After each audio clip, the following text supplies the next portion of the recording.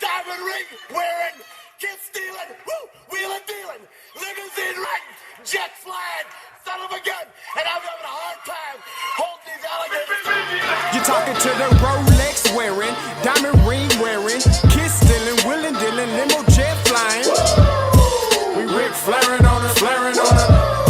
We Rick flaring on us. You talking to the Rolex wearing, diamond ring wearing, kid stealing, wheeling dealing, limo jet flying. We Rick flaring on us, flaring on us. Check, we Rick flaring on us, flaring on us. It's apparent these girls staring. I'm Rick flaring, gold across my chest. I'm fresh to death, I'm Paul Bearing, not at all scary. One eye open like Betty Wops and fine to these Urkels that's going in like a carry shot. Woo! I'm going in like a Mary Pop off that Mary Crop at the top flow at the Marriott. So questioning me is like questioning you. See, we the best dressed, so come and get blessed with the crew. Not one but two, different ways to slaughter your crew. Committed tat across the chest, I guess she blessed with the truth. People want to see them checks, representation of proof. Living through my elders, trying to resonate to the youth. But ain't nothing to get my flash on. Longevity is heavily embedded in my melanin. Layman terms, I last long. My grind repetitive, I'm smoother than real silk. Lyrical cash cow, who can't cry over spilled milk. We in here. You're talking to the Rolex wearing, diamond ring wearing, kiss stealing, wheeling dealing, limo jet flying. We Rick flaring on us, flaring on us. We Rick flaring on us, flaring on us. You talking to the Rolex wearing, diamond ring wearing, kiss stealing, wheeling dealing, limo jet flying. We Rick flaring on us, flaring on us. We Rick flaring on us, flaring on us. This ain't no normal situation, this preparation with greatness. Industry full of fakeness, it's really up for the taking. See, life is what happened to you, more so how you take it. Don't get stripped of your knowledge and mentally leave you naked. I like to live otherwise. I'm sorry that I'm fresh to death. I put the polo and apologize. See, black son, we ain't nothing like the mother guys. Quit to socialize, we organize, then we mobilize. Off the deep end like a scuba diver. And no confusion, just keep it pushing like Uber drivers. Business fresh just like a supervisor in a Gucci visor. Can't find a smoother rhymer. You're talking to the Rolex wearing, diamond ring wearing, kiss stealing, wheeling dealing, limo jet flying. We Rick flaring on us, flaring on us. We Rick flaring on us. You talking to the Rolex wearing, diamond ring wearing, kiss stealing, wheeling dealing, limo jet flying. We Rick flaring on us, flaring on us. We Rick flaring on us, flaring on us.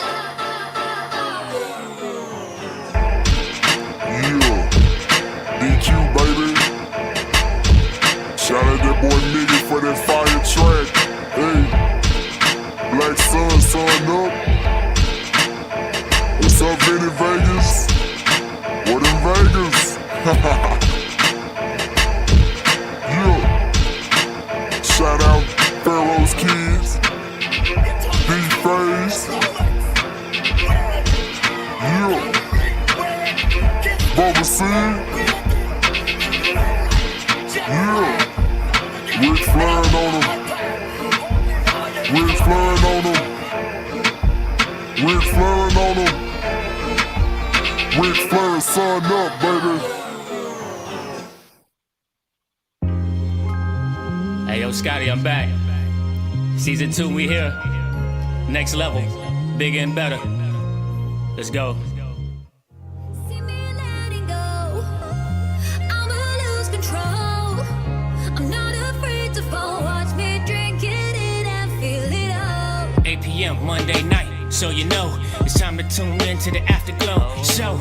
Shout out to Kobe and the fam, you rattlers, the football historian. The audience is pouring in at this time like Jackson State playing Grambling. Both hosts like quarterbacks, but ain't scrambling. The Alcorn state of mind that I'm in got me blending in with standing out like tiger skin. Shout out to TSU and all the recruits turning down big schools for HBCUs. They changed up the scheme, so we changing the scenes. Money for our likeness is nice, but this means we gotta give it all that we got in this game.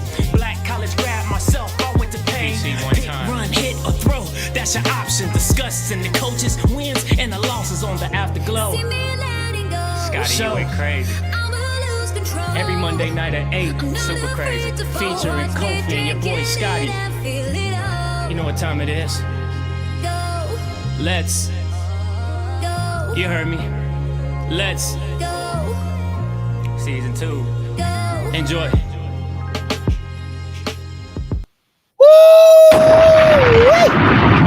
Monday night, you already know what it is. It's the Afterglow show. Listen, I'm gonna get a disco ball or something, babe. I'm gonna get a disco ball in the background, kind of get the vibe, set the vibe, you know, set the mood. You know what I'm saying? But this show couldn't be nothing without my co-host, Kobe Boy. What up, boy? What up, boy? What up, boy? What's good? Oh, That's good. What's good, man? Talk to me.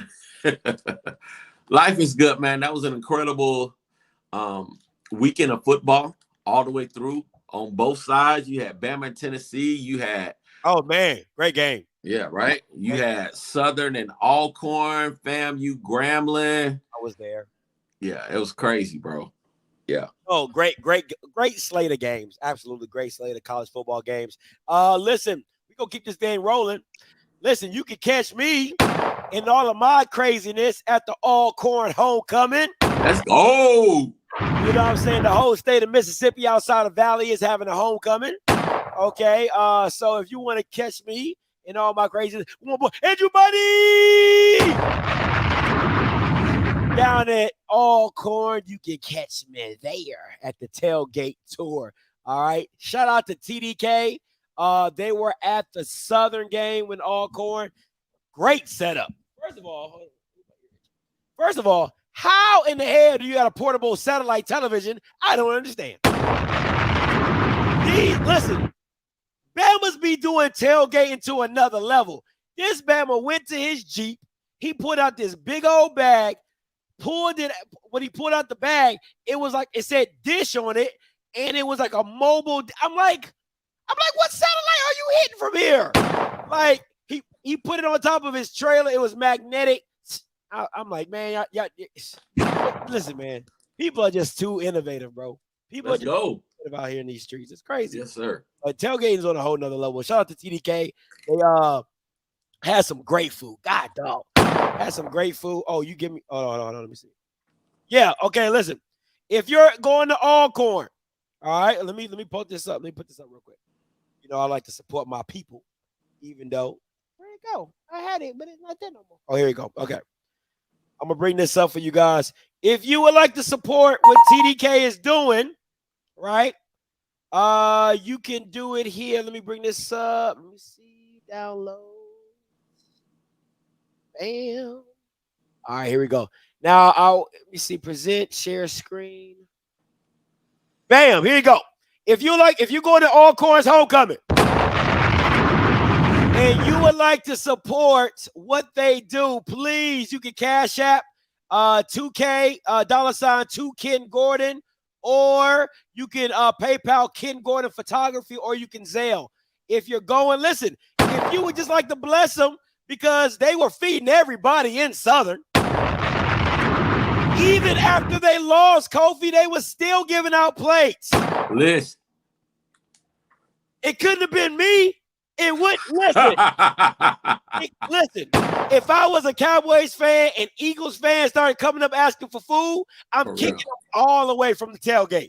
Do you hear me? What was on the menu, bro? What was on the menu? Oh my God. Listen, they had ribs, they had fried fish, they had Cajun rice, macaroni and cheese, baked beans. Now tell me about the macaroni and cheese. I don't trust a lot of people's macaroni and cheese, so don't ask me. I don't be. You ain't even try. Okay. I don't. No. That's I stay away. Listen, it's my mom's mac and cheese, and then everybody else. Like Okay. I'm very critical of people's mac and cheese, so I don't even try it because I don't even want to get myself mad. But everything else, phenomenal. The nuggets, the catfish nuggets, phenomenal. Catfish, or was it catfish nuggets, or what was it? It was catfish nuggets. Yeah, you know. Great. That's deep south right there. So let me ask you this. So did you smell the aroma in the air that let you know that it was an HBCU game?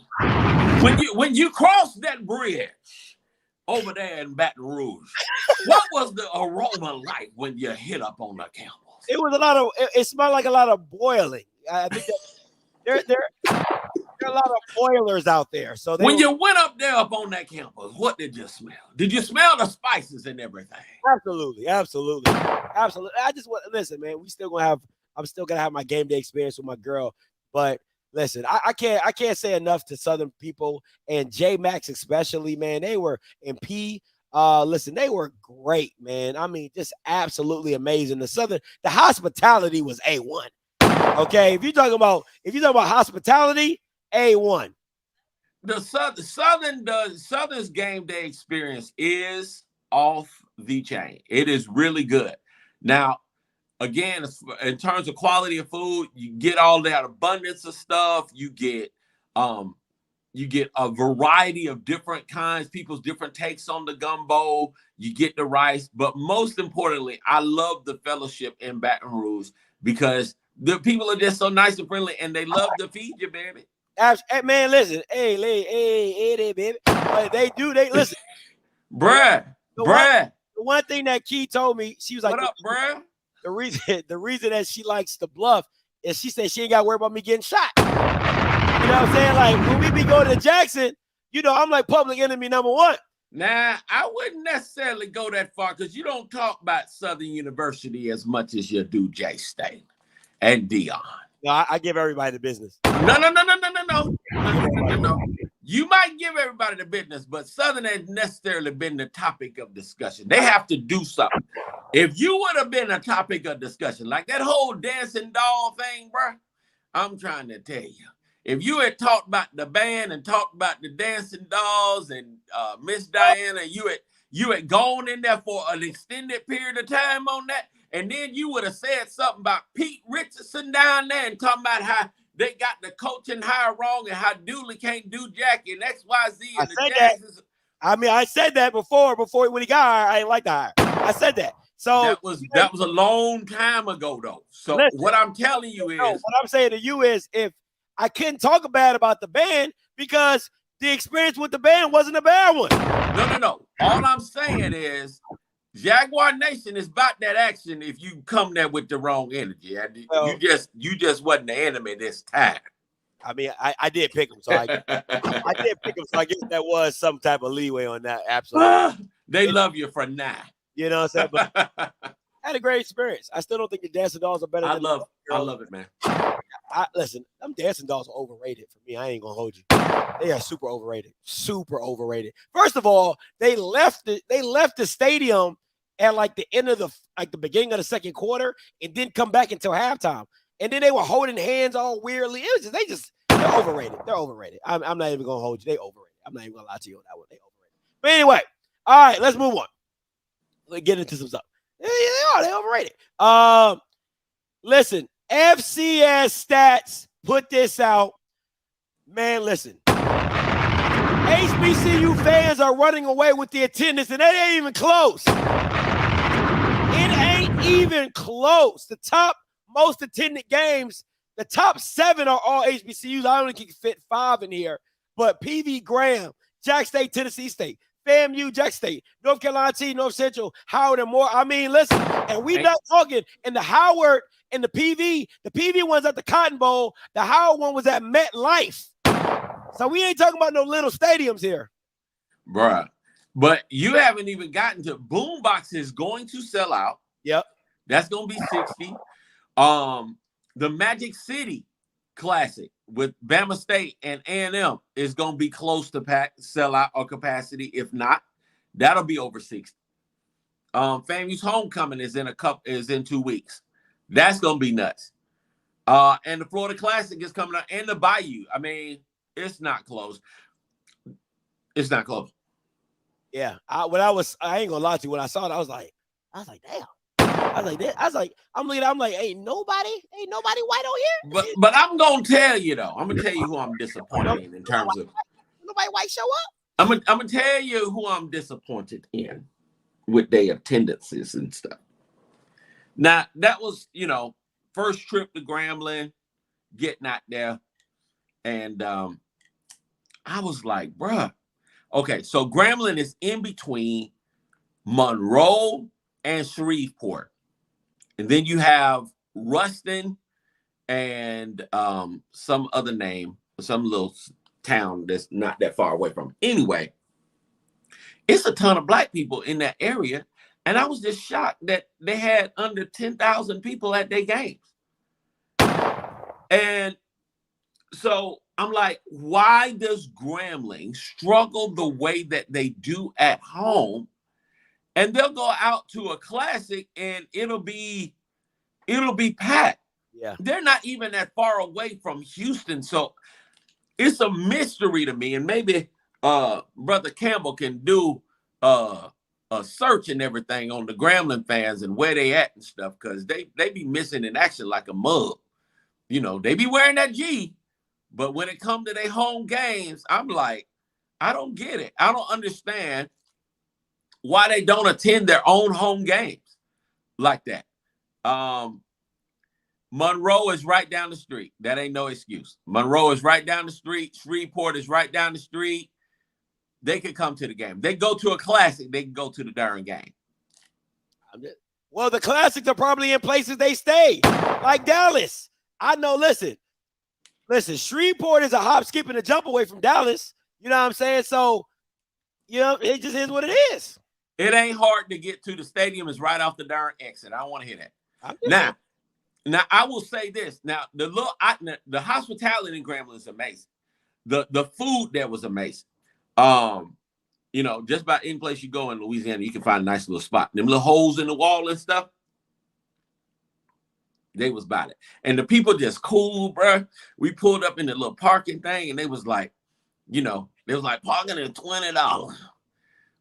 Then you gotta have cash. We ain't got cash. Oh like, my God. If I go to a freaking another HBCU game and they ask me for cash for parking, you Bama's need to be fired. It is 2022. Why in the hell are you still asking for cash? And anyway, so old boy had like $11 on it. He's like, can you take what we got? And they was like, yeah, baby. So we went on in there and put it in the parking lot. Right. You know, but it was like, yeah, they have to update that, bro. That's an infrastructure thing. But I was just like, you've got to be freaking kidding me. Like, where are the colored people that's supposed to be quote unquote Gramblingites or support the school? I feel like that's part of that. I don't care who you are. If you're a part of if you're a Gramblingite, you should feel obligated to come, especially to your first home game at homecoming. At least. I just don't see the excuse for it. There's just about 3 major cities within a 3-hour window of Grambling. 3, with thousands upon thousands of colored folks. I don't get it. No, it don't make sense to me. And listen, if you don't want to pay credit card fees, just up the parking. If you charge $30, you get the fees. You're pretty much going down to $22 or $25 right there. There you go. Just up the price. Oh my gosh, man. I can't stand it. Like, why do you have to have cash? I don't get it. Like, it don't make sense. Anyway, I don't understand. All right, listen. This has been a hot topic. All right. 60 minutes, Coach Prom. I got clips of the interview. I want to get your opinions. I mean, me personally, you know, I could care less. I know what it is with Deion. You know what I'm saying? But, you know, the people want to talk about it. So I want to get your opinion being a FAMUan, and Deion says he's never been recruited by an HBCU. So here's the clip. A Power 5 school says, give it. Oh, not wrong one. Sorry, guys. So Ken Richard asked him a question. Next question goes to Ken Richard. Coach Ken Richard, HBCU Sports. Let me take a moment to congratulate you on the 60 Minutes interview that aired on yesterday. But I do want to ask you, during that segment, you indicated, and you said frequently in the past, that you were never recruited by an HBCU coming out of high school. However, an interview that was conducted by Rob Calloway last year with Hall of Fame head coach Rudy Hubbard at FAMU, Coach Hubbard described in quite a bit of detail of the steps that he took to recruit you to FAMU, in which he indicated that he didn't necessarily have the budget to bring you there, but you indicated to him that once you made your visit to Florida State, that you would indeed take a moment to go by the campus. Do you recall that experience? Not whatsoever. I don't want to, let me be careful with this, because Coach Hubbard is a hero to me in the coaching carousel or circuit or pedestal. I don't know what word to put in there. So I want to be very careful with my words. I don't recall that. It may have happened, but I don't recall it. I really don't. Appreciate it, And Coach. you gotta, that's hard for me to understand, because you got to understand I got drafted in baseball as well by the Kansas City Royals. So for someone to take a shot at me, that was going to be a tough one. You know, that was really going to be a tough one. So I don't recall that. I apologize. I don't recall it. Thank you, sir. Thank you. And dream big. Oh, wait, Good high school football player. You I said I was a great high you school were a football great player. high school Yeah. football player. You said you weren't considering HBCUs. They never recruited me. That's why I never considered HBCUs. HBCUs just start recruiting the 4 and 5. So he says they never recruited him. Ken Richard does an interview with the guy, says he has. I'm shocked that they asked the question in the Swac interviews. Hey, Ken Richard. Hey, we need to. Bruh, let's give him a. They actually asked a question that was a little controversial. Shout out to Ken Richard. Being a journalist. Let's go. So let's you know. no, don't even bring me in. Don't even throw my name up in there. I'm good. So talk to me. You're a FAMU, you know Ray Hubbard, Hubbard. How you pronounce it? Rudy. Okay. Rudy Hubbard. Rudy Hubbard. When I say Rudy, you say Hubbard. Rudy Hubbard. Rudy Hubbard. Rudy Hubbard. That's how it used to go, boy. That's how it used to go down on the highs in 7 Hill. When I say Rudy, you say Hubbard. Rudy. You supposed to say Hubbard, man. Rudy. I'm not doing it. I'm not about to entertain you. I'm not doing it. All right. So, I believe Coach Hubbard.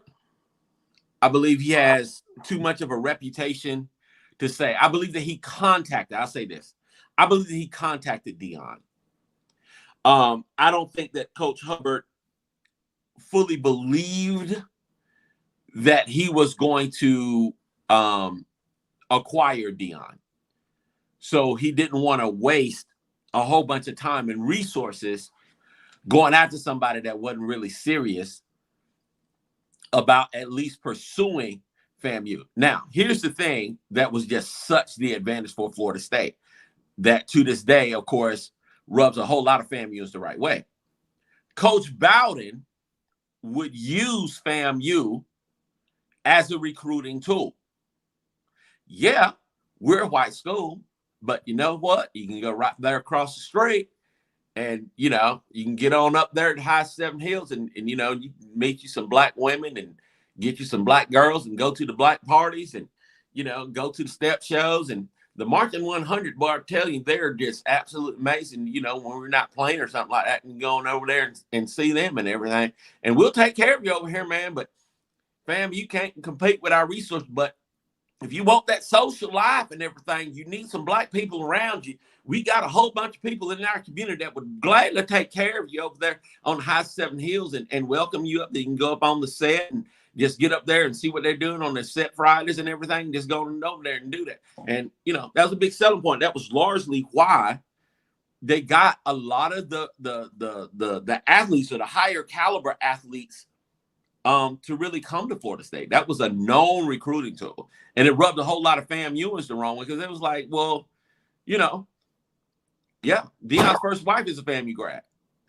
So he spent a whole lot of time on our campus, including one time when the Florida State players had come across and, you know, they had gotten into a nice little altercation on the set, and Deion retreated smartly to going back to the Florida State because them ninjas back in the day was some kind of, they was different. They was different. They protected the hill. So, okay. So let me, this is this is my viewpoint, and it's not a big viewpoint. I look at it like this: if you don't remember, just say you just don't remember in general. That was the only thing for me. Now I feel like he should. Sometimes Deion and a lot of preachers do this. They get hyped and they get in the moment and they just start saying stuff that's not necessarily factual. You know what I'm saying? What does recruitment mean to you? Recruitment requires relationship. You know what I'm saying? And if he would have stated it like that, you really didn't.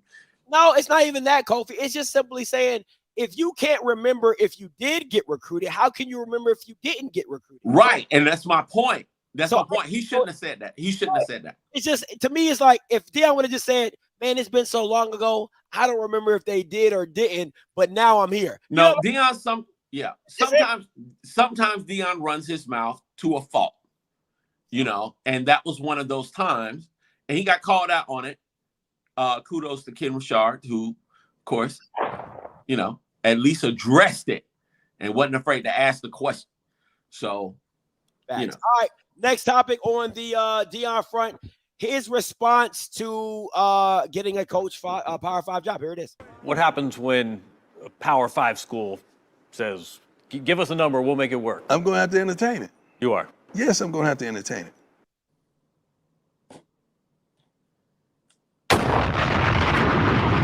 That was pretty. Listen, man. Listen, it sounds pretty self-explanatory to me. I mean, I don't know what people are smoking to think that he's. And listen, I'm not saying he is going to leave or he is. Right. That's not what's being discussed here. The thing for me is that people act like it's not going to happen, and I'm like, you're out your cotton picking mind. He has no allegiance towards Jackson State, none. Now, here's what I'm going to say. He has to at least entertain it. But I do think that the Jackson State job in particular is a very unique one for him because of his impact, not only for the football team, but the impact that he is having on the campus, the impact that he is having in the city, the impact that he is having in the state, and the influence that he has is going to be different in Jackson. It would have to be a very unique. And I think Deion also understands that the love that he is getting at Jackson State, if he goes to Auburn, right? Let's say he takes the Auburn job. And Auburn is a Power 5 school. Number one, the competition every year, every week in the SEC is going to be brutal.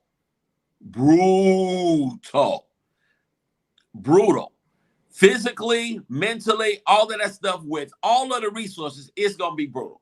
Auburn has to beat the University of Mississippi, LSU, Texas A&M, Bama, Florida, Kentucky, Tennessee, I'm leaving off, Arkansas, who else? Missouri, and that doesn't even include Texas and Oklahoma, who is coming to that side every week with all the resources and fans that have a very short life expectancy anyway. They're not patient. Bro, you're missing the point, man. Y'all talk about all this. It don't matter about all that, man. Yeah, it does.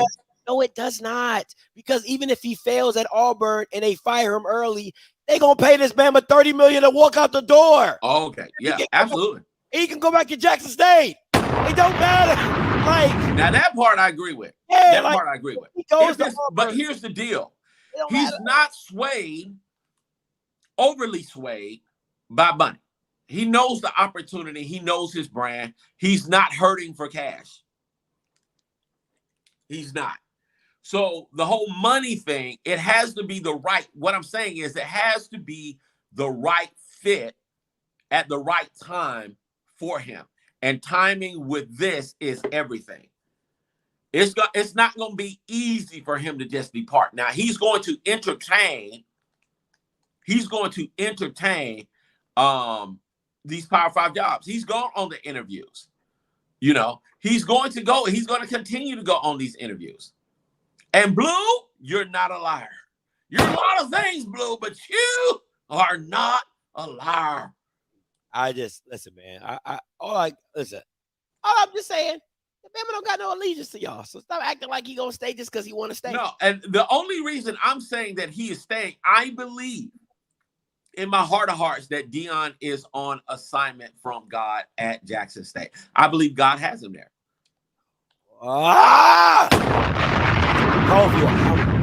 Now, he can go ahead and go. Now, I'm not saying that God is making the man stay. Let me finish this. Let me finish. I believe it. Let me ask you this. Since you want to bring the God into it, and me and Key had a whole conversation about this last night. It's funny that you brought that up. So it's meant for me to get with you. What biblically? When has God biblically giving anybody a time frame to do anything? I ain't say time frame, but he does bring you to the place. Okay, but at the end of the day, you can't. If God brought you somewhere, God tells you, right? He don't tell you everything. But at the end of the day, if God assigns, you're missing my point. If God assigned you somewhere, right, then there is a assignment that you have to get completed before God tells you to leave. That's how it works. Noah, he never gave a time period. Abraham, he never gave a time period for when he got his son. Jesus didn't even know when he was about to die until God was like, hey, it's time to go. So to act like God, when God assigns you somewhere, until God's plan is through, that's where you're at. So then when he leaves or if he takes another job, the first question that would come out of my mouth is, did God tell you you can leave? If he brought you there, did God tell you? And I think that's a reasonable question. I think that that's fair because that's what he said. He said that God brought him there. So is your assignment complete, sir? That would be my question. That's my question. That would be my question. Because as soon as you bring in God into it, then you're held to a spiritual level of what you're supposed to be doing. That is, it's no longer what you want to do. I agree. Once you get taken off, once you say, God brought me somewhere, then it's no longer on your decision. It's when God tells you to up and leave or up and move. That's what happens. And that's why I have a heart. I'm gonna leave it right. I'm gonna leave it right there. No, I said what I said, and we're in agreement here. There's no argument there. All I'm saying is the reason why he's there, I believe that he is still on assignment. Sir, listen. if you see, you lucky, you so lucky, Wilson, Arthur Wilson, you so lucky. If my girl was as petty as I was, I would bring her up here and just to expose your ass. But I'm not gonna do that because I'm changed. I'm redeemed. Okay. But I'm telling you right now, I keep trying to tell y'all, that's not the one to play with. My girl talks to God. The rest of you Bamas, I don't know what y'all be doing, but my girl talks to God. So if she was as petty as I was, I would bring her up here to expose your ass right here, right now. But I ain't gonna do that because I'm changed and I'm redeemed. Anyway, all right, let's get to some other stuff. Because if she was as petty as me, woo, she don't play about God now. She don't play about that. Hey, listen, I told you it was gonna happen. I said they weren't. I said if they were smart, you would not suspend anybody before the Southern Alcorn game. You just couldn't do it. You just could not do it. But now they're suspending players. Listen, PV plays Lamar. Southern plays Virginia Lynchburg. It's not really going to affect their games either way. Like, it has no standings on the Swac. So kudos to the Swac for doing something right. Now, Alcorn, that's just a different beast. I apologize.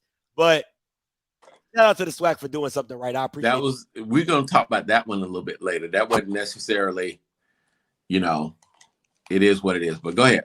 Yeah, I feel this Swac did something right for once. I ain't even gonna hold right. it. That was good.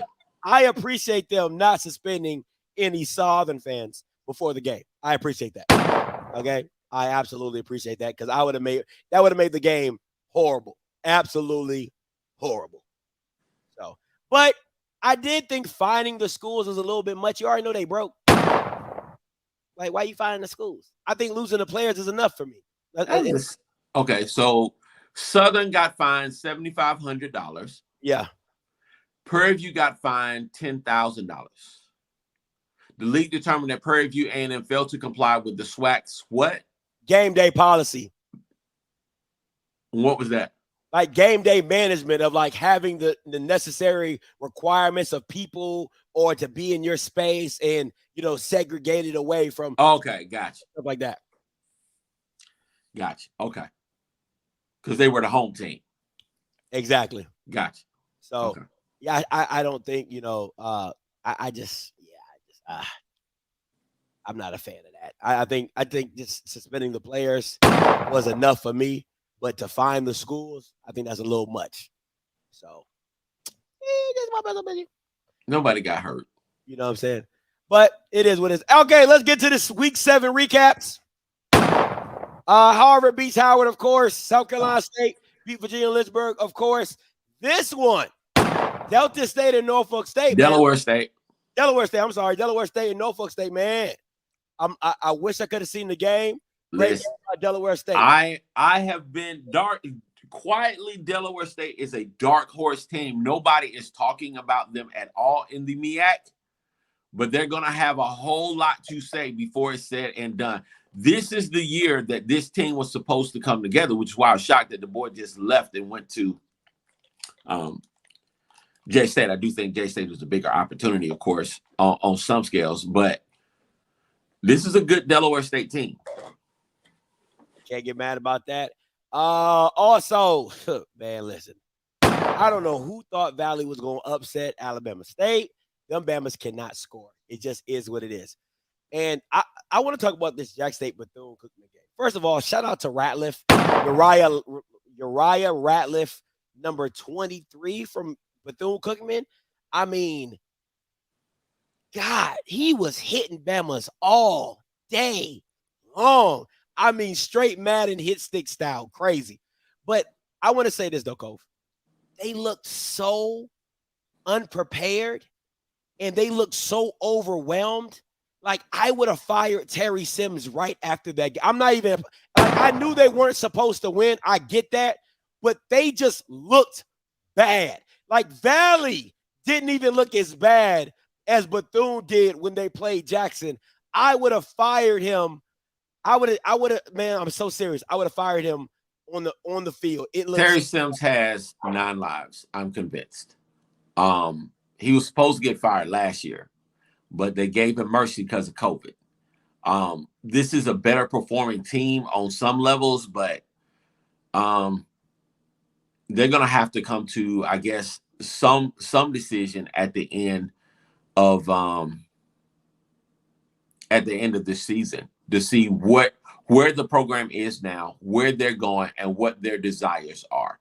I do think that Sims is a good leader, but they're not playing good, solid football. They are still, let me just say this, they are still a very, very dangerous team. And if you sleep on them and you don't come to play, they will beat you. Yeah, D2. Yeah, Division 2. They can beat anybody in Division 2. I mean, anybody in Division 2, Bethune-Cookman got. In the SWAC, I'm sorry. I'm so sorry on this one. I don't think Kamari Everett's stock is dropping because it's hard to find a 6'6" guy that can move the way he moves. His stock ain't dropping. They know who he is, and he's going to get drafted. Yeah, so they played their hearts out. What? Huh? No. They played. Now, I'm going to say Cookman gives you energy most of the time. I don't see them as a quitting team. But they are unprepared an awful lot. They're in the wrong spots an awful lot. They make the wrong decisions an awful lot. And they've been lately in the SWAC, they haven't been faring well in terms of winning these games. Listen, what I've noticed about Bethune, if their defense or special teams does not make a play for their offense, you see them have a hard time scoring the ball. That's literally, if you go back to even the game against Grambling, a lot of it was Darnell Dees, and he had a pick six. He had a kickoff return. They had a lot of turnovers and short fields. Like, the defense is really the counterpart for Bethune-Cookman. And if they're off, their whole team doesn't have a chance because offensively, they don't score points very well. They don't score points very well. And they just looked bad from the jump. I mean, they just look bad. I rewatched the game. I'm like, they just look bad. Listen, looking at Terry Sims' resume, you're like, he should get another year. But when I watched that game, I'm like, should I really give him another year? I don't know. I don't know. I really don't know. I can tell you. So it is what it is. A&M and UAPB. I said it earlier. UAPB needs to be fined. That's who needs to be fined. UAPB needs to be fined $2,000 for putting up that crap and nobody being able to watch the freaking game. They need to be fined for that. You literally just stole people's money and didn't show a product. So they should be fined for that. But other than that, Alabama A&M, their defense is still sorry. Like, Britton ran for, I believe, 277. He ran for 277 on these boys. I mean, it's crazy. It is absolutely crazy. I feel bad for him. I really do. And you thought they were taking a step forward, but it doesn't look like it's getting any better defensively for A&M. And they're just winning off hopes and dreams, really. They have more talent than UAPB, so they were supposed to win this game. I'm shocked that it was as close as it was. But UAPB, to their credit, is not like a slouchy team. And you have to beat them. You have to put them away and show the difference in talent early, because if you don't, they do have the talent to make you pay if you're not ready to play. Absolutely. Trap game that was not a trap game. A trap game that was wasn't no trap, buddy. Listen, that 20 was nice. It was a bear trap. It was a trap for them bears. Big old bear trap. Not a bear trap. Big old bear trap. No, they got this game was, listen. If you didn't watch the game, you didn't miss much. It was North Carolina Central just whooping their ass. I mean, like, from start to finish, straight murder, she wrote. Listen. Murder, she wrote. It was bad. It was bad. But Davis looked good. The running game looked good. But man, Davis looked really good. He looked really good. He looked in form. He looked a lot better than what he did against Campbell when they played each other. So going into the South Carolina State game, it should be something special to see. But this one was, at least I called one of them right. Straight trap game. Straight trap game. Talk about how bad FAMU is, Kobe. That was a very dismal first half. They came out. I mean, the special teams play was what was irking me to no end. They let Grambling have an onside kick that should have been caught. Our guy slips down. The Grambling guys run down and recover it, and it's their ball, 1st and 10, after they had scored a field goal. So those two things right there. And then they gave up a raggedy, Purdue hit a raggedy punt that bounced some kind of way. The Grambling guy runs it back for a touchdown. They basically gave them 14 points. In addition, we had well over 100 yards in penalties. Dang. Which was why I was really shocked at the end of the day, at the end of the game, that the referee called that offensive pass interference play. Ooh. I was like, huh? Is this happening in the hole? Like, really? It was a white dude. But still, I was just like, wow. It was just like, it was bad all the way around, bro. They looked totally, I was ready. Then we're driving down the field. We had just picked up a first down. McLeod had just picked up a first down. We are running it down their throat. We get inside the 15-yard line. And it's a little over 2 minutes left in the game. What play did they call, Scotty? Pass. They threw 2 passes. And the clock didn't run. I'm sitting up there like, y'all have got to be. Didn't you learn from last week to run the freaking ball? Not to mention, it's the fourth quarter. It is hot. And McLeod is gassing him for 4.9 yards a carry. You give it to him twice. That's another what? First down. First down. And you run out the clock and the game is over. But no. We got to score in the passing game. We can't score. We got to score in the passing game. We got to go on and do it. We got to do it. We can't score. No. We gonna catch them off guard. We gonna catch them off guard. We gonna do something surprise. Here come the pass. Oh.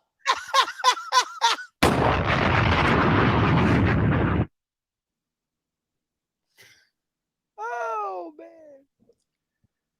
I'm just like, sir, y'all have got to do better. This bye week could not have come at a better time. Now, I will say, even without the starters that Isaiah Land didn't play, Gentle Hunt didn't play in the game. We were without at least 6 of us. Eric Horn did not play. Don't want to hear it. Don't want to hear it. Yeah. Even without that, the game should have been 20-0. Listen, and thank you, Alfred. Teams do not give teams points. You have to capitalize on your own opportunities. They did the onside kick. They batted. That was a dope play. Batted it back in bounds. Got it. That was on Grambling. Chris Fadul shanked the punt. It was on the wherewithal of the player to pick it up and run it back. That was on Grambling. You don't give anybody anything unless you snap the ball over your head and it rolls into the end zone and somebody falls. That's the only thing. That's the only time you give somebody a point. All I am saying is it was very bad. It was uncharacteristic and it's very bad. It just is what it is. It should. And when you say stuff like that, you're saying, should it have happened or should it not have happened? Is that characteristic? Is that fundamental? Is that unadulterated Rattler football? No, it's not. It was uncharacteristic. Sound like and so that's what we're saying. That's something that's out of the norm. It's not something that normally happens. Come on. Willie almost willied it up. I'm telling y'all, listen. I feel like Charlamagne. Listen to your Uncle Charlotte, okay? Listen to Scotty. When I tell you there is no other coach that will willy up something so fast and mess it up that you just think like, oh, this is in the books. It's right. Oh, this game is wrapped up. It's Willie Simmons. Willie Simmons is probably one of the worst coaches in the SWAC in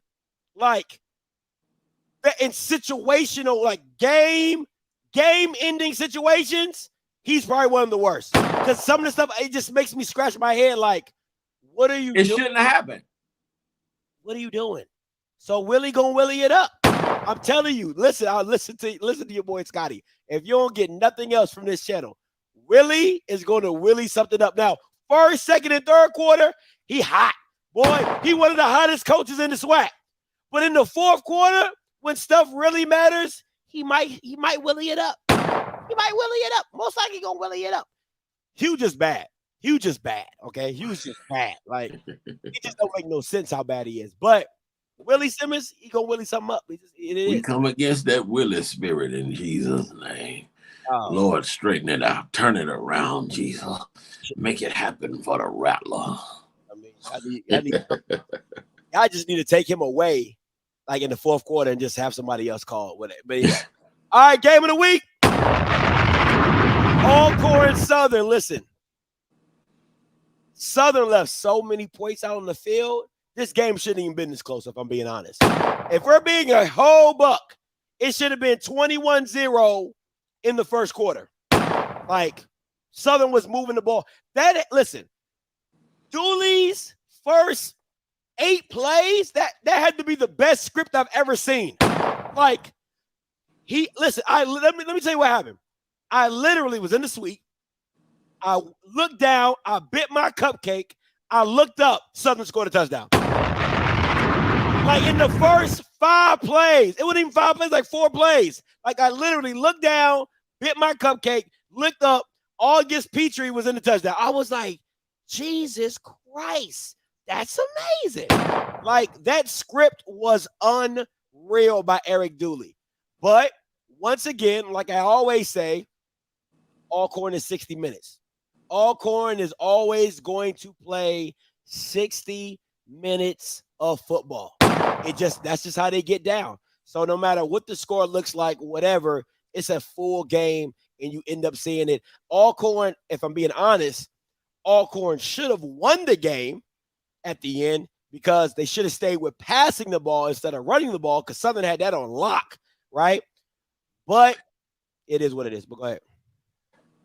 So how did you feel about that last spot that Alcorn had on that 4th and 2? Did you feel like it was a good spot? I didn't, if I'm being honest. I felt like that boy had crossed that darn 45. I mean, the game shouldn't have came down to that, in my personal opinion. And that's just me personally. No. I'm just asking about the spot, Scotty. Just the spot. I didn't see it. I really didn't see it. If I'm being honest, I really didn't see it because I was sitting in the end zone, so I wasn't sitting on the 50, so I could see where he got to. So me personally, I didn't see where the spot was. So that's my 2 cents on that. If it was a bad spot, it wouldn't be no different than anything else in the SWAC.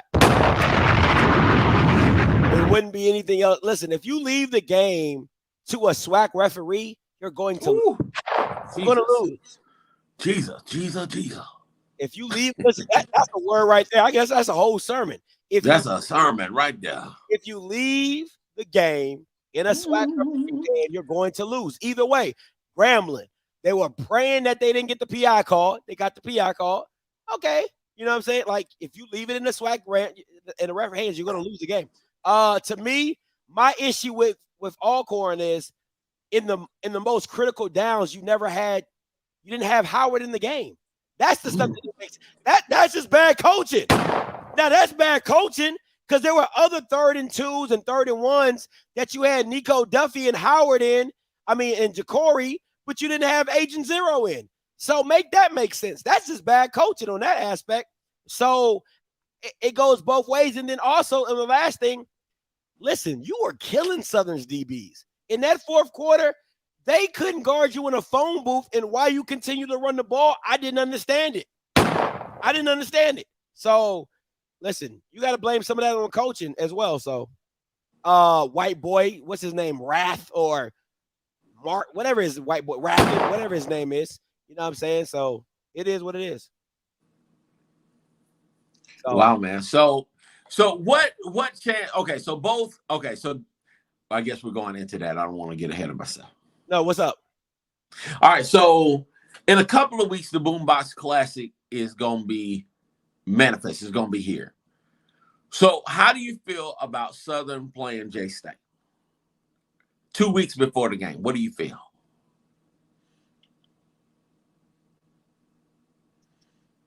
I think if they – oh, shoot. Oh, man.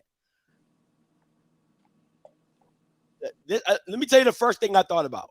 I said the first thing I thought about when I was watching Southern play is if their receivers come to play like they did against Alcorn, Jackson State's DBs are in trouble because they have not gone against a team that can take the ball out the air the way Southern's receivers. They don't. The thing about Southern receivers is they don't allow the ball to come to them. They go get the ball. And they high point very well, and they track the ball very well.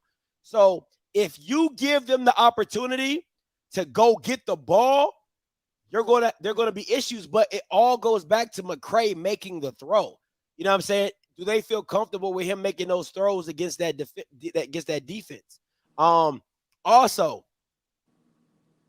Southern can't keep doing what they did against Alcorn. They cannot just think if we line up our best 4 that we're going to just beat Jackson State up front. They're going to have to add some stunts. They're going to have to add some blitzing and things like that. But I think that, Southern's front 4 is no slouch, and I think they'll have to see the best version of Dumas they've seen all season. So, yeah, that was the first. When I first saw the wide receivers from Southern do what they were doing, I was like, yeah, them receivers are different. They're really different. Them guys can really go get the ball. So that's they were reminiscent of Shaq when I was watching them. Man, and they got like 3 of them. They got like Petrie, Dyson. I don't know if he's hurt or helped. Like they got number 2, number 4, and number 88. All 3 of them Bamas can go get the ball. Like I'm like legit go get the ball at the highest mode. But what really has to work for Southern is either you're going to play 4 and drop 7, or you're going to play, man on man, kind of what you did with Alcorn and come after Shador. You know what I'm saying? But I think that's a recipe for disaster. I think that's a recipe that they'll have to figure out.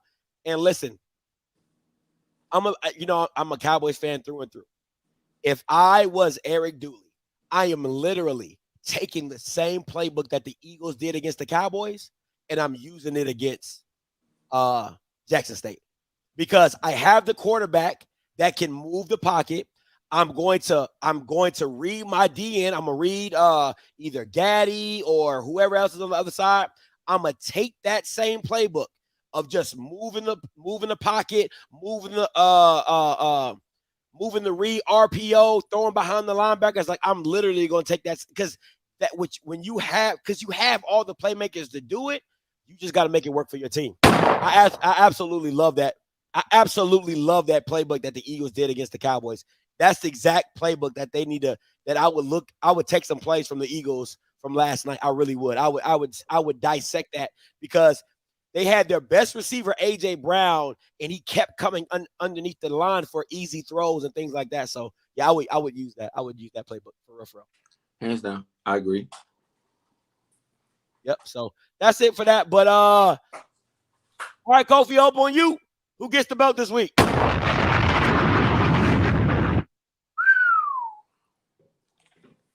Lord.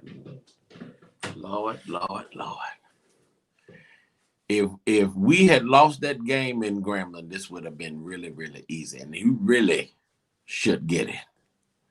He really still should get it. But they came through. There's still 5 in a row. So I can't get him like I was gonna get him. So he get off. I want to say I wanted to get Morgan State, but I can't because they just a year away. They weren't supposed to be challenging for the title. Yogi, you gonna get this here belt if you keep running your mouth. That's who gonna get it. But I don't have nobody in particular this week that's going to get it. That's bringing that belt down necessarily. Not this week. Wow. I agree with you, Lathers. Swac referees. They should get it every week. Every week. Every week they need to be lined up. In fact, you know what? No, don't try to change it up now. No, because y'all done sparked it up. Because you brought it up. So let me go back to McClellan. He's bad. Yeah. McClellan is the one that need to get it for them SWAC refs. Because even though you sit up there and you try to make it seem like your refs is off the chain, that your refs is doing what they supposed to do, and you keep taking up for them, apparently they need some more training. They need some more training. You sitting up there and taking up for them, admit that they incompetent and get you some better referees. Get them some training. Get them out there. Boy, you stupid. Oh, man. All right, listen, next up, you already know what it is. It's hey! Oh.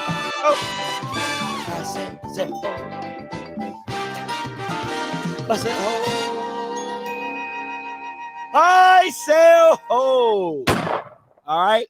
We're going to run it back.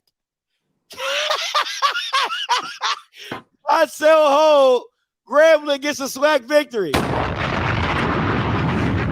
Who they got remaining on that schedule? They got Southern.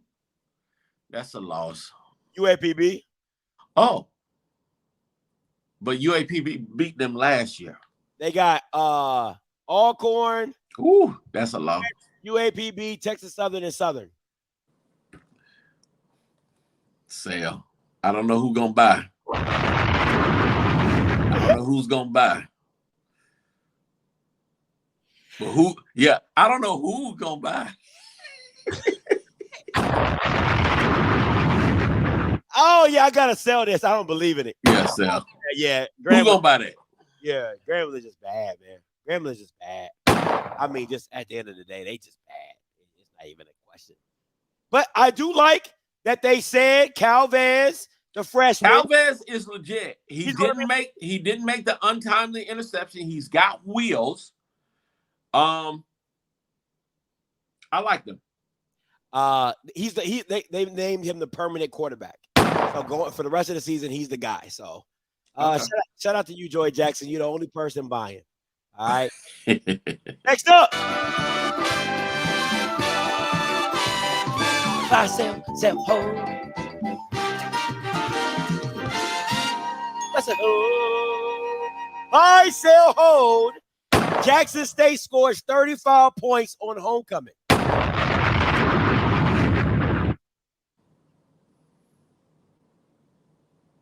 I'm a sell.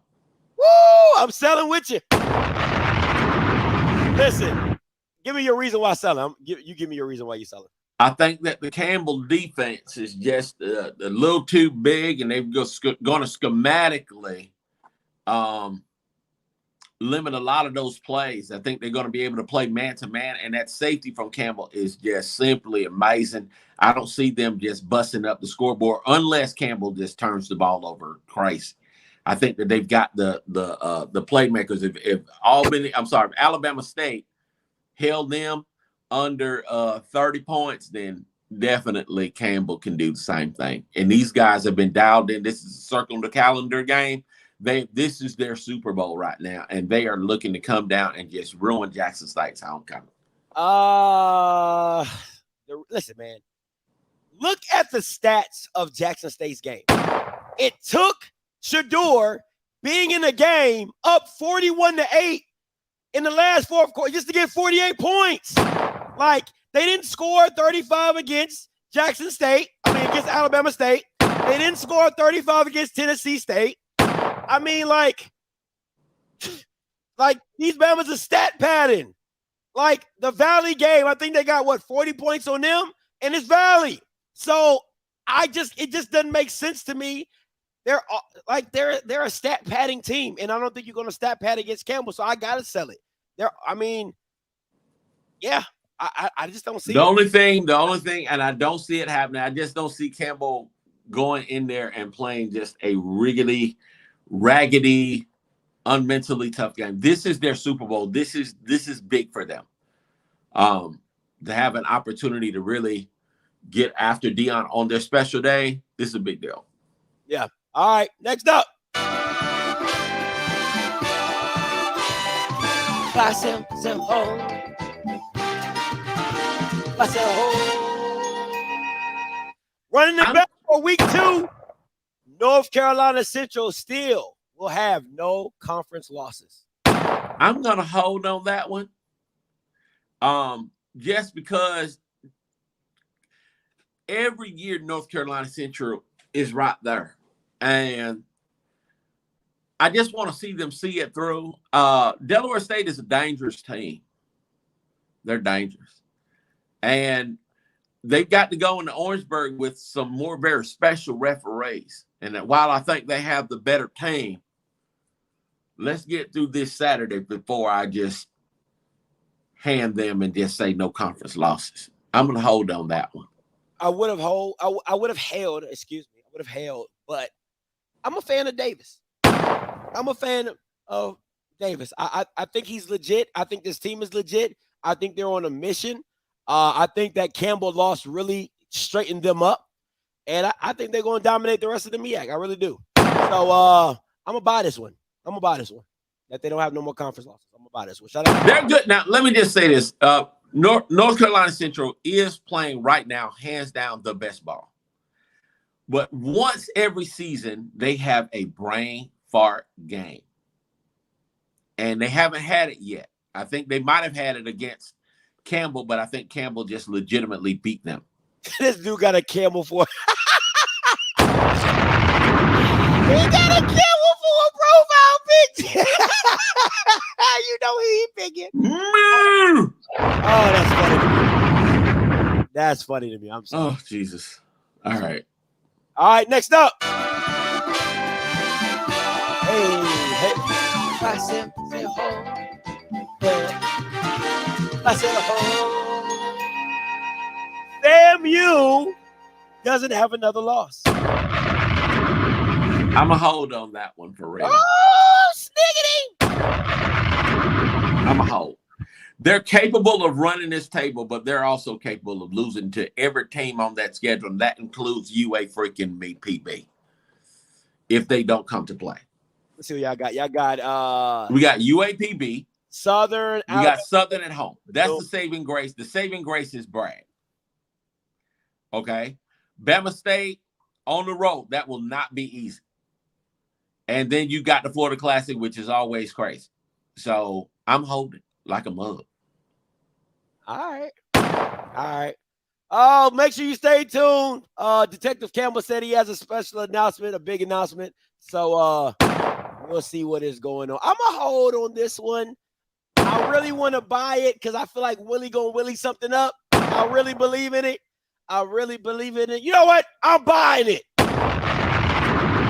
I feel Willie is going to Willie it up at some point in time. I just believe that he is going to Willie it up. So I'm buying it. That they don't go all the way. You said they finished 9-2. You bought that they finished 9-2. I'm selling it. I'm sorry. I'm selling it. You said buy. It's too I'm late. selling it. It's already gone. You bought it. Selling it. You bought it. Sold for 200. All right. What up? Hey, I said home. Marcel Ho, Delaware State finishes second or third in the MEAC. I'm buying it. Yeah, I'm buying this one too. I think they're coming into their own. I really can't wait to see this NCCU and Delaware State game. I think that one's going to be the icing on the cake. But yeah, I'm buying this one. I think Delaware State is legit. All right. That was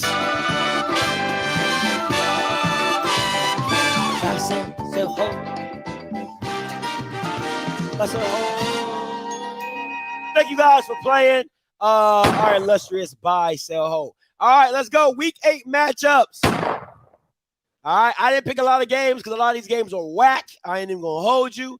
So you got Delaware State and Howard. You got Delaware State. Delaware State over Howard. Bethune-Cookman and Valley. Wow, Bethune. Okay. I'm going to go with Delaware State. I'm also going to go with Valley as well. Now, huge game. I'm not going to pick this game until Wednesday with my boy Mike Reed. All right, I'm not going to pick this game until Mike Reed, but go ahead, Kofi. What do you got? Got to take a deep breath because really from a SWAC perspective, I need Jackson State to win this darn game. Mm-hmm. You know, if Campbell comes in and wins this game, it's a whole indictment on the SWAC and HBCU football. I'm gonna pick Jackson State 21-17.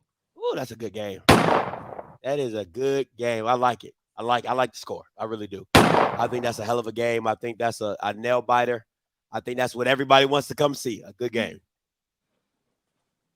What I'm really most interested about this game, and what I'm gonna do is I'm gonna try to do a breakdown of this game, maybe Wednesday or Thursday. But I'm really excited. the thing for me, because if I'm being honest, I don't think Jackson State's offense, other than Wilkerson, is really scary. If I'm being compared to Campbell, I'm saying compared to Campbell. I want to be very clear. I think Wilkerson is that he's that deciding factor for Jackson State. It really, to me, comes down to Campbell's offense against Jackson State's defense. That's where it comes down to me, because I don't think that Jackson State's offense is really that scary, because we've seen it at Lowell's and have trouble scoring sometimes. So, and I'll say this: I don't think you'll see Jackson State going on it for fourth down as much as you've seen it over the season, where they go 4th and 2. I think they're going to play a lot more field position when it comes to Campbell. But I'm excited to see this matchup and see that the Campbell offense versus Jackson State's defense. I really can, and I definitely think you will see Travis in this game.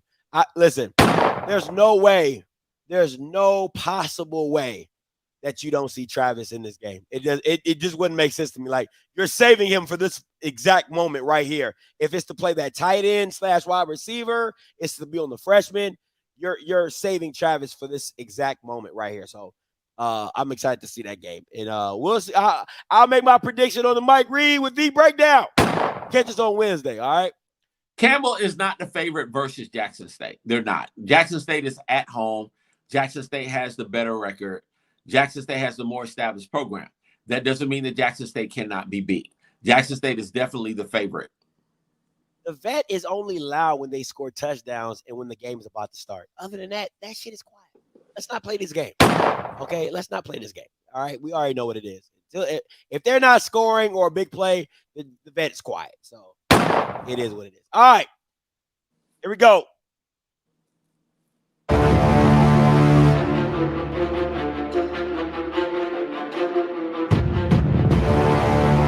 Game of the week.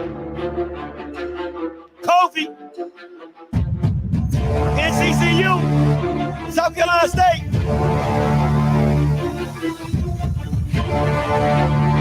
All right, Kofi. Man, this game between the North Carolina Central Eagles and the South Carolina State Bulldogs is a good one.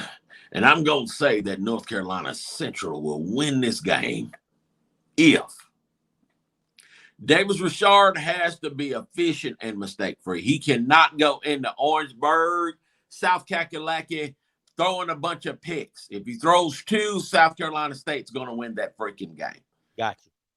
All right. Trell Collier needs to rush for at least 80 yards. Them rushing yards is going to be hard to come by. It's going to be a physical game. They got to be battled, and he's got to get at least 80.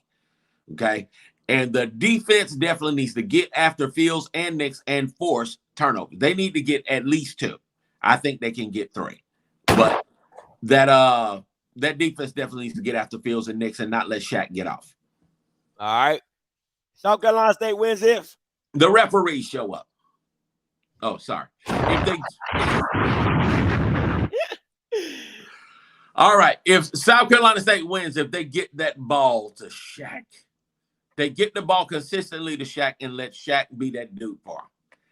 If they get no turnovers for the QBs, if Fields comes to play championship level ball, which he is capable of doing, no turnovers from the QBs, South Carolina State can win this game.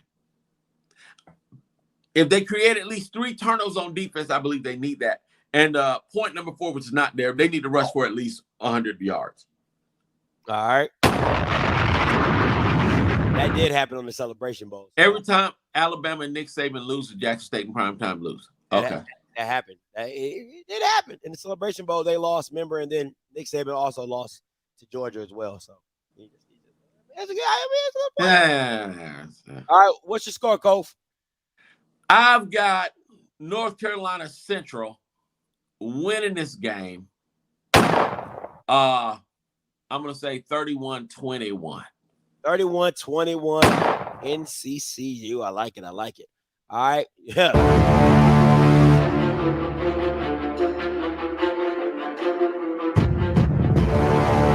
You already know who I was coming for. I feel like Undertaker.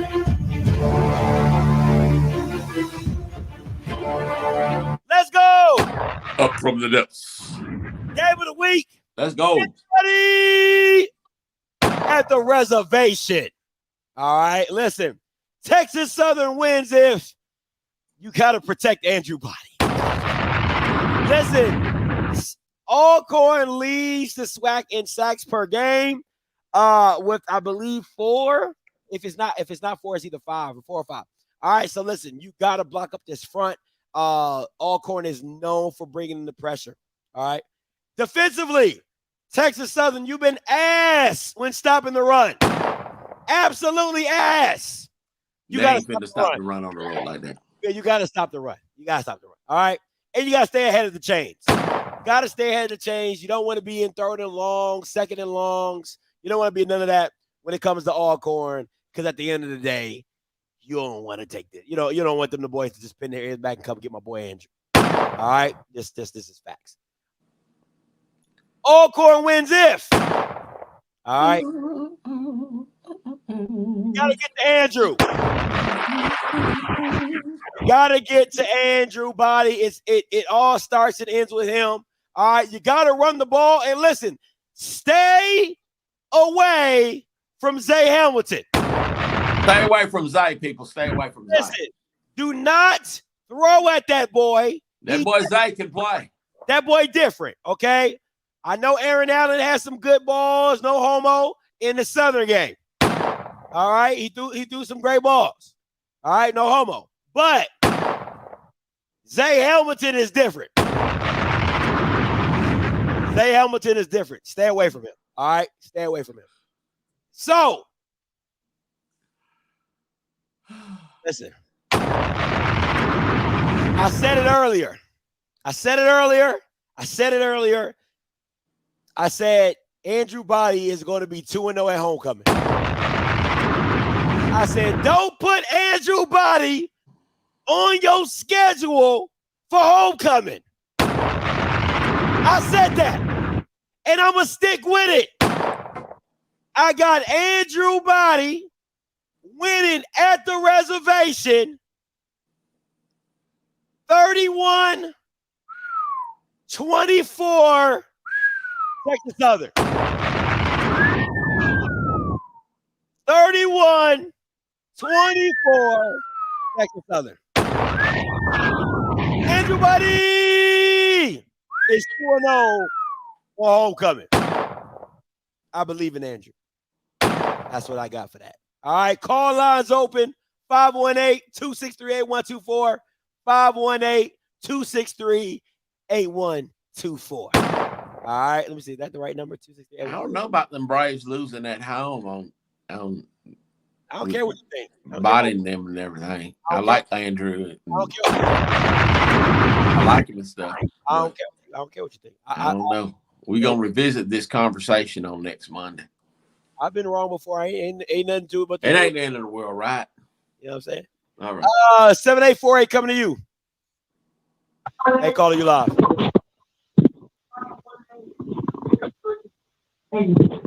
Next. All right. Hello. Yeah, you live. Hey, how's it going? What's good? How are you doing? I'm doing pretty good, Scotty. I listen to you a lot. I don't always agree with everything you have to say, but I listened to you earlier tonight. You said Deion Sanders has no allegiance to Jackson State. Is that correct? Yes, sir. Pardon me? Yes, sir. He has no allegiance. Okay. Now, I was just wondering. Now we know that you said that he'd be crazy to leave Jackson State and go to he should, and he'd be crazy if he turned it down because that's an opportunity if he go to a Power 5 school and take the job. And you also said that if he went to a Power 5 school, as Kofi said, and didn't do good, you know how they are in the SEC, the patience is short. He can always go back to Jackson State. But what about if what about if he what? Hey, I didn't hang up on you. Your phone cut off, so call back in. 0437 coming to you. Hey, caller, you live. What up? What up, Scotty? It's Cam. Oh, what's up there, Cam? What happened to them Braves, Cam? You was talking all that smack before the game. I told you was going to have to come see me, young man. And I did come see you. I can't see you today, Scotty. That's and I want to see you at homecoming too. I'm gonna be there. I'm gonna tell you where we're gonna be at tailgate. I'm gonna be there. All right, thanks, Scotty. Let me let you know real quick. Ain't nobody been at homecoming since 2018. So you can be loud and wrong with everybody, because it's gonna be Aaron Allen, and they did there all day, Scotty. Thank you. Listen, they ain't no. Don't try to flip the subject. He hit and run, buddy. He hit and run. Yeah, don't try to flip the subject, bro. Like, He no. hit and run. That happens on Saturday. We'll talk about that on Saturday when I see you in the tailgate. Let's talk about that butt whooping. Right. Let's talk about this butt whooping that you got last Saturday, which you were so adamant that you weren't going to lose. What happened? What happened? All right. See, let me tell you what happened, Scott. Let me tell you what happened. See, Aaron Allen, I'm going to be honest with you. I'm going to go ahead and let you know.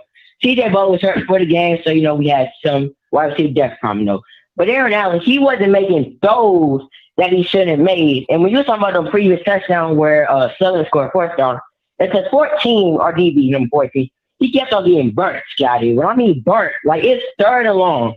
The wide receiver, I don't know who he's talking about, though. I think it's 88, 2 or 4. He jumped up in the air.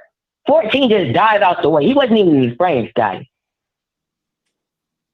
Bro, Aaron Allen, the only way y'all scored touchdowns was Aaron Allen making passes. So what are you talking about, Cam? Were you watching the same game now I was? Cam? I was watching the game, Scotty. I was, though. The thing is, though, it comes down to coaching, man. Coaching. Offensive coordinator, Elliot Ratton. That's his name, Scott. His name is Elliot Ratton, okay? It's not no Mark, or whatever you call him. All right. See, the first thing about him, if it's working, I don't think he's going to stick to it. He's going to try to run the ball. Like when we were throwing, you saw us, run the ball. And when it was key down for us, like on third down when we was in the goal line, second and short, third and short, we ain't had no agents there. We had either Javante Leatherwood or Nico Duffy in. That's fair. Mm-hmm. And I don't know, because I don't know nothing about coaching or what, though. But I don't know who is in charge of this. I don't know if it's Coach McNair or OC. But I don't know. And somebody better get this right. Because if we do the same thing we did against Southern, we will not have a chance against Jackson State. Oh, no, not even a little bit. Not even a little bit of chance. But listen, Cam. Yeah. I always appreciate you being a man of your word. And tell people how old you are and how bad you got whooped. Go ahead. I'm 12. I just turned 12 on June. And, we beat 17-21, though. But, Scotty, this going to be the last time you hear me. If we lose against Texas Southern, I'll be coming back again next Monday. Okay. Or probably Sunday. I don't know. Hey, listen. Because I'll be on the road on Sunday. So probably Monday. All right. So, on Monday. So, if you win on Monday, you already know you're always welcome to call in. All right. You're always welcome. So, you know I am, Scotty. You know what I'm going to do. We're going to be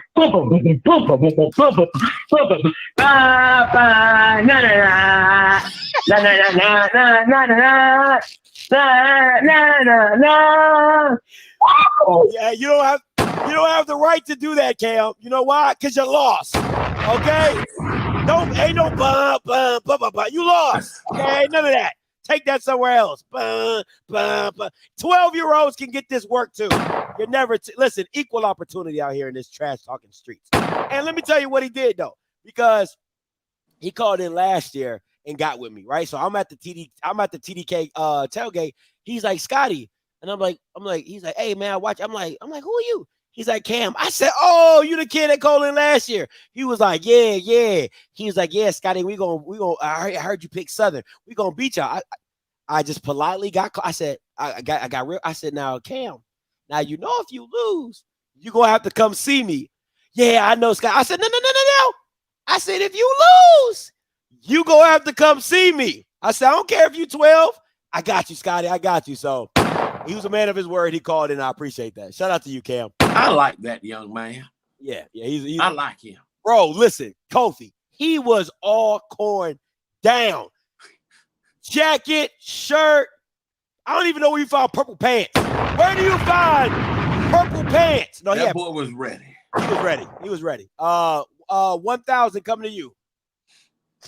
I calling you live. Appreciate it. Love listening to the show, Scotty. What's good? I only got one thing to say, brother. And this is going back on the Dion thing. And I'm not even going to talk about the whole God chose me and all of that whole thing because I don't even play like that.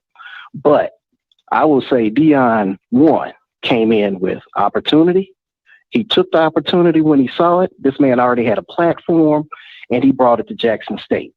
The man didn't finish Florida State. He had to go to Tougaloo to go ahead and finish up, which I'm not going to hate either. But what's going to happen to the HBCUs? What coaches out there that can go in after Deion, if he goes up for a Power 5? What other black coach is out there that can go ahead and try and bring the relevance to the HBCUs? And this ain't a hating on Deion thing. No, this is just talking about.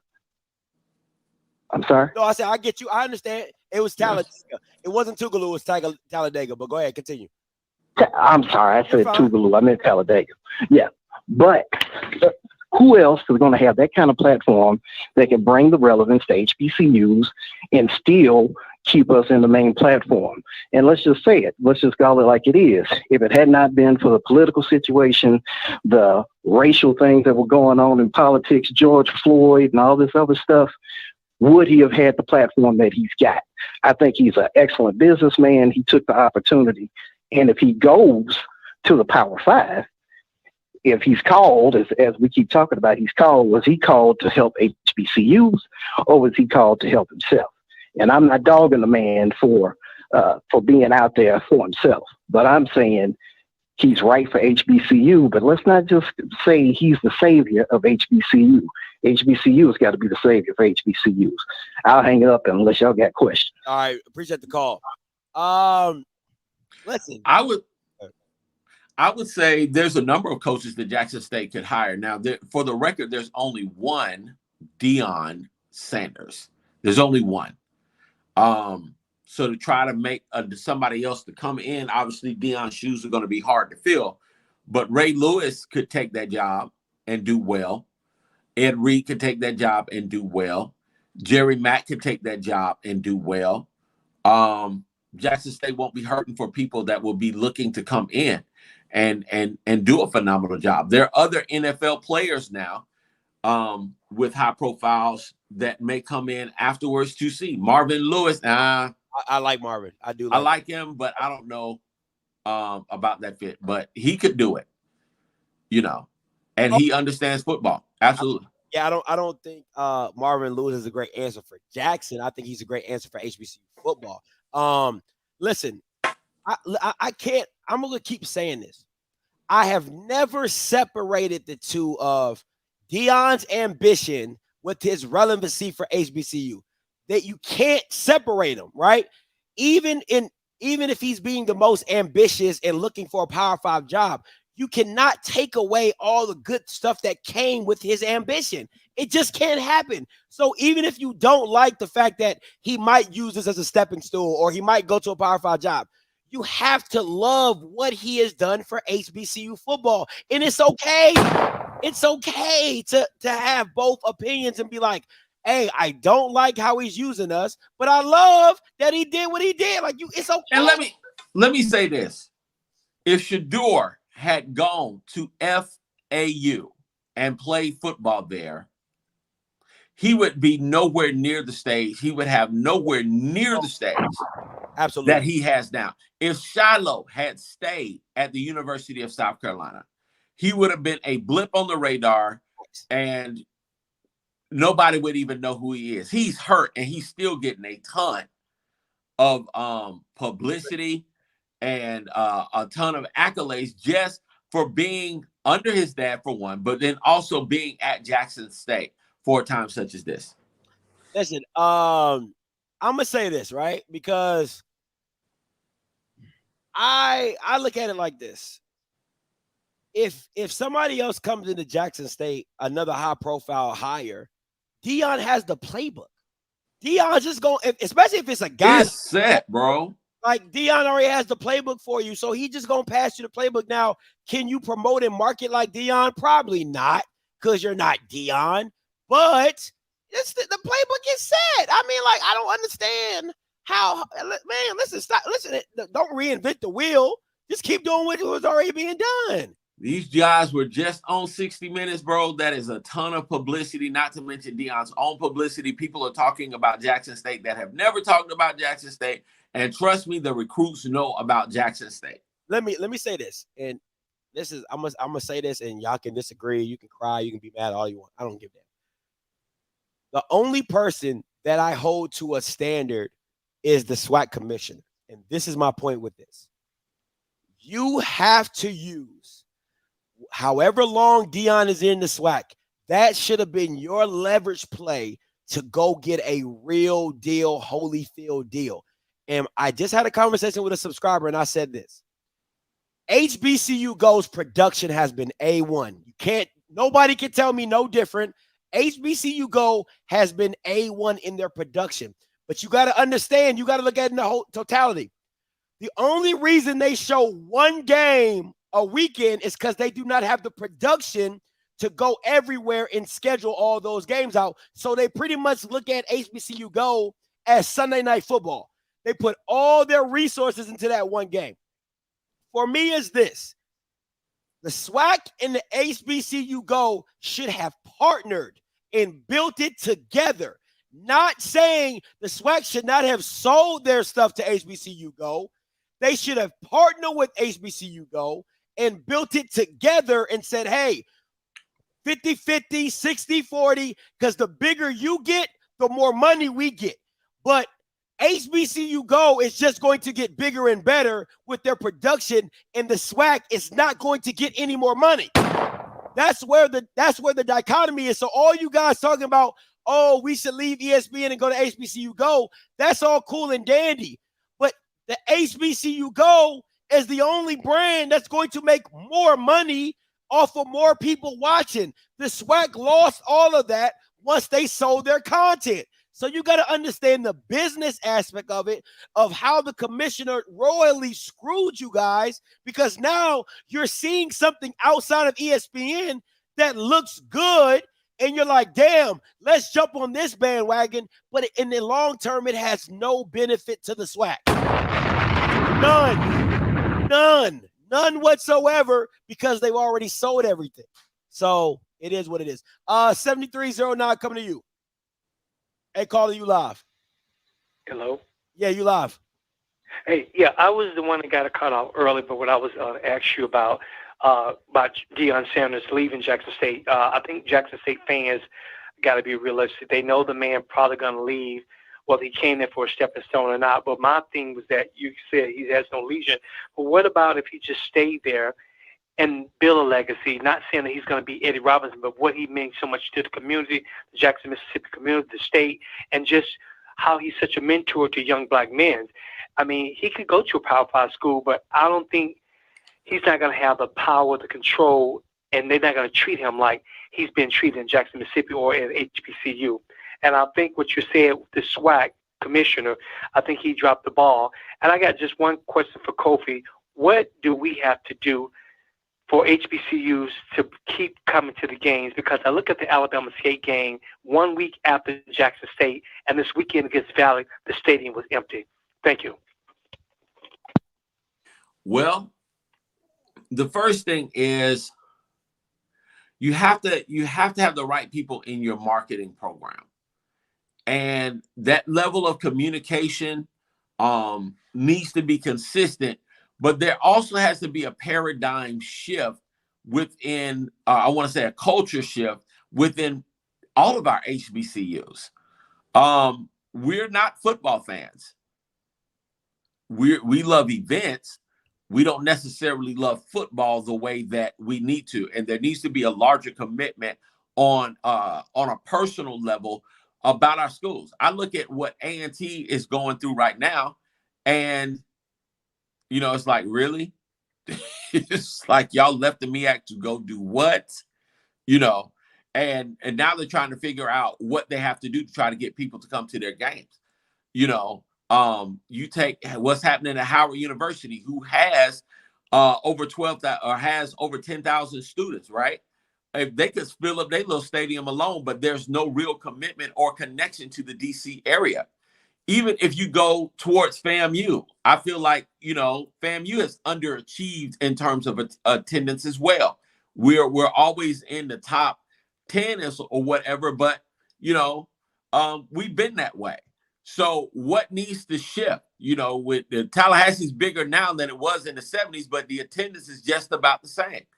What needs to happen is there has to be a paradigm shift, and there has to be a greater connection with the current fan base to find out what's going to make them tick and what's going to draw them, and then continue to engage so that you don't lose them. It's the same thing that what happens with restaurants and other businesses. McDonald's changes, Starbucks changes, even Wendy's has changed their building to try to get people to come in. Chick-fil-A changes. They change their menu. They do all of these things to draw people.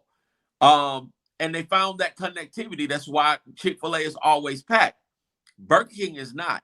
And Blockbuster is also obsolete. So my thing is, you have to find the thing that works and then work it. You got to care about football. Yeah. You guys don't care about football. Like, I don't care what nobody tells me. Like, you only care about rivalries and a party and a good time. Events. Like, yeah, you don't care about football, because if you cared about football, it should, anytime your team is playing, you would be there. And I'm not saying a sold out crowd for the bad team. I'm not saying that, but I'm saying there would be more people in the freaking stands. Like, come on, man. Like, Alabama State, you just had like 31,000 people. And then at the end of the day, you go play Valley and it's like 1,000 people. Like, that's unreal. That's stupid. You don't care about football. The game, it's the same players that were playing last Saturday. So to me, if I'm a Jackson State fan, I'm letting you have it, because that just tells me y'all don't care about football. You care about Jackson State, but you don't care about football. You cared about Dion. You cared about the handshake. You cared about all the other shit that don't matter, but you don't care about your school and your football team. You No commitment. No commitment. So no commitment. And that goes across the board.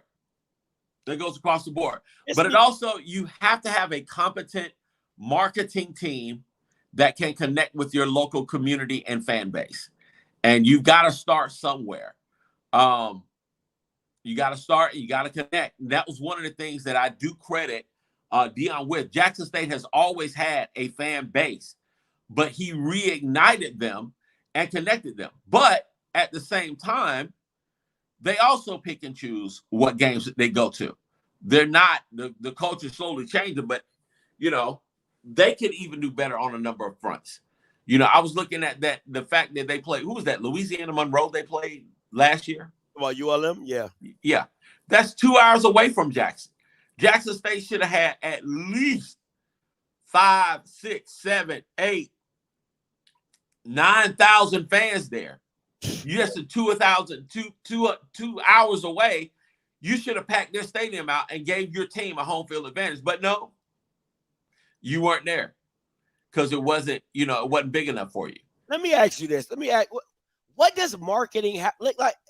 How does marketing make you care about football? I just like somebody. Marketing, look, whether you realize it or not, like even with what you do, you have good, solid content, which is why people continue to tune in. But your brand, the way that you developed it, it draws, it's consistent, and it keeps people engaged, which is why they keep coming back. People have a good time watching you and watching what you do. When you have somebody, people are going to work, they're doing their own thing, they're going through life, et cetera, et cetera. You got to have people on your marketing team to at least let you know, hey, there's a game. Here's a promotion for you. You can come out. You're not doing anything else, but find whatever it is that connects with your base. Whatever that is, connect it. And you have to do, in order to be successful with that, you have to do the necessary research. And I don't think that our people have. I don't like marketing, bro. It's football season. You don't understand that there's a game every other Saturday unless you're in that's basic level stuff, right? And I get it because I'm a fan and that's the way I feel. But let me use FAMU as an example. Back in the 70s, FAMU was drawing 36,000 people in dope for games versus Tennessee State homecoming, et cetera, right? Those people, Tallahassee at that time only had 50,000 people in the entire city. 50,000. So the city wasn't all even that big. But we had people that were coming to the game. They would come in from Jacksonville, from Gainesville, from those surrounding areas. Tallahassee is 3 times its, let's see, we got almost 500,000 people in Tally now. You know, so there's thousands of people in Tally that have never gone to a FAMU game, not to mention Thomasville, Mariana, Valdosta, Bainbridge, Madison County, Panama City, all of those places, Dothan, Alabama, that are within even an hour's radius. You've got over 1 million people, 1 million black people to connect. All you need is 20,000. We're not connecting, and those people aren't committed. You got to find a way to get them to connect and get them to commit. But they don't miss homecoming. I don't understand it. Like, the same people that don't care about football don't miss homecoming. It's a mentality, bro, and that's the only way that I can do it. But you get the right team, you get the right communication. You got to find that connectivity. I agree with Reg the Creative, and I'm gonna keep saying it until I can't say it no more. Swac schools do an absolute garbage ass job of promoting their players. That's every school other than Jackson State. They do a horrible job of promoting their best players. There's no promos with Xavier Smith. There's no promos with Musa. There's no promos with Terrell Jennings. They used Isaiah Land this year. There's no promos with with Major. There's no promos with Demetrius Davis. There's no promos with Ja'Cory Merritt.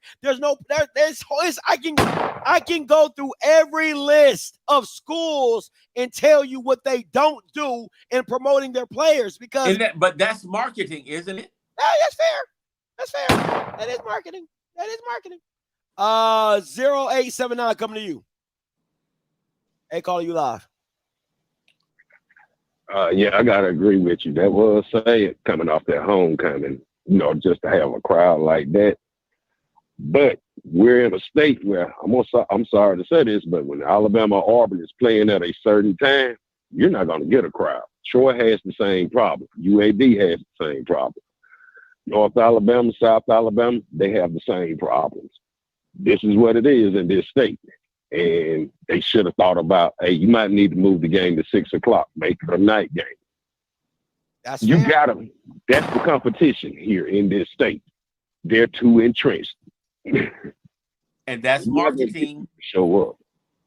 No, that's fair. Listen, I don't think Jackson State's homecoming should be a 1 o'clock game. I think that game should be a 4 o'clock game. Like, I don't like 1 o'clock games. That's just me personally. Are they doing that because of TV or what?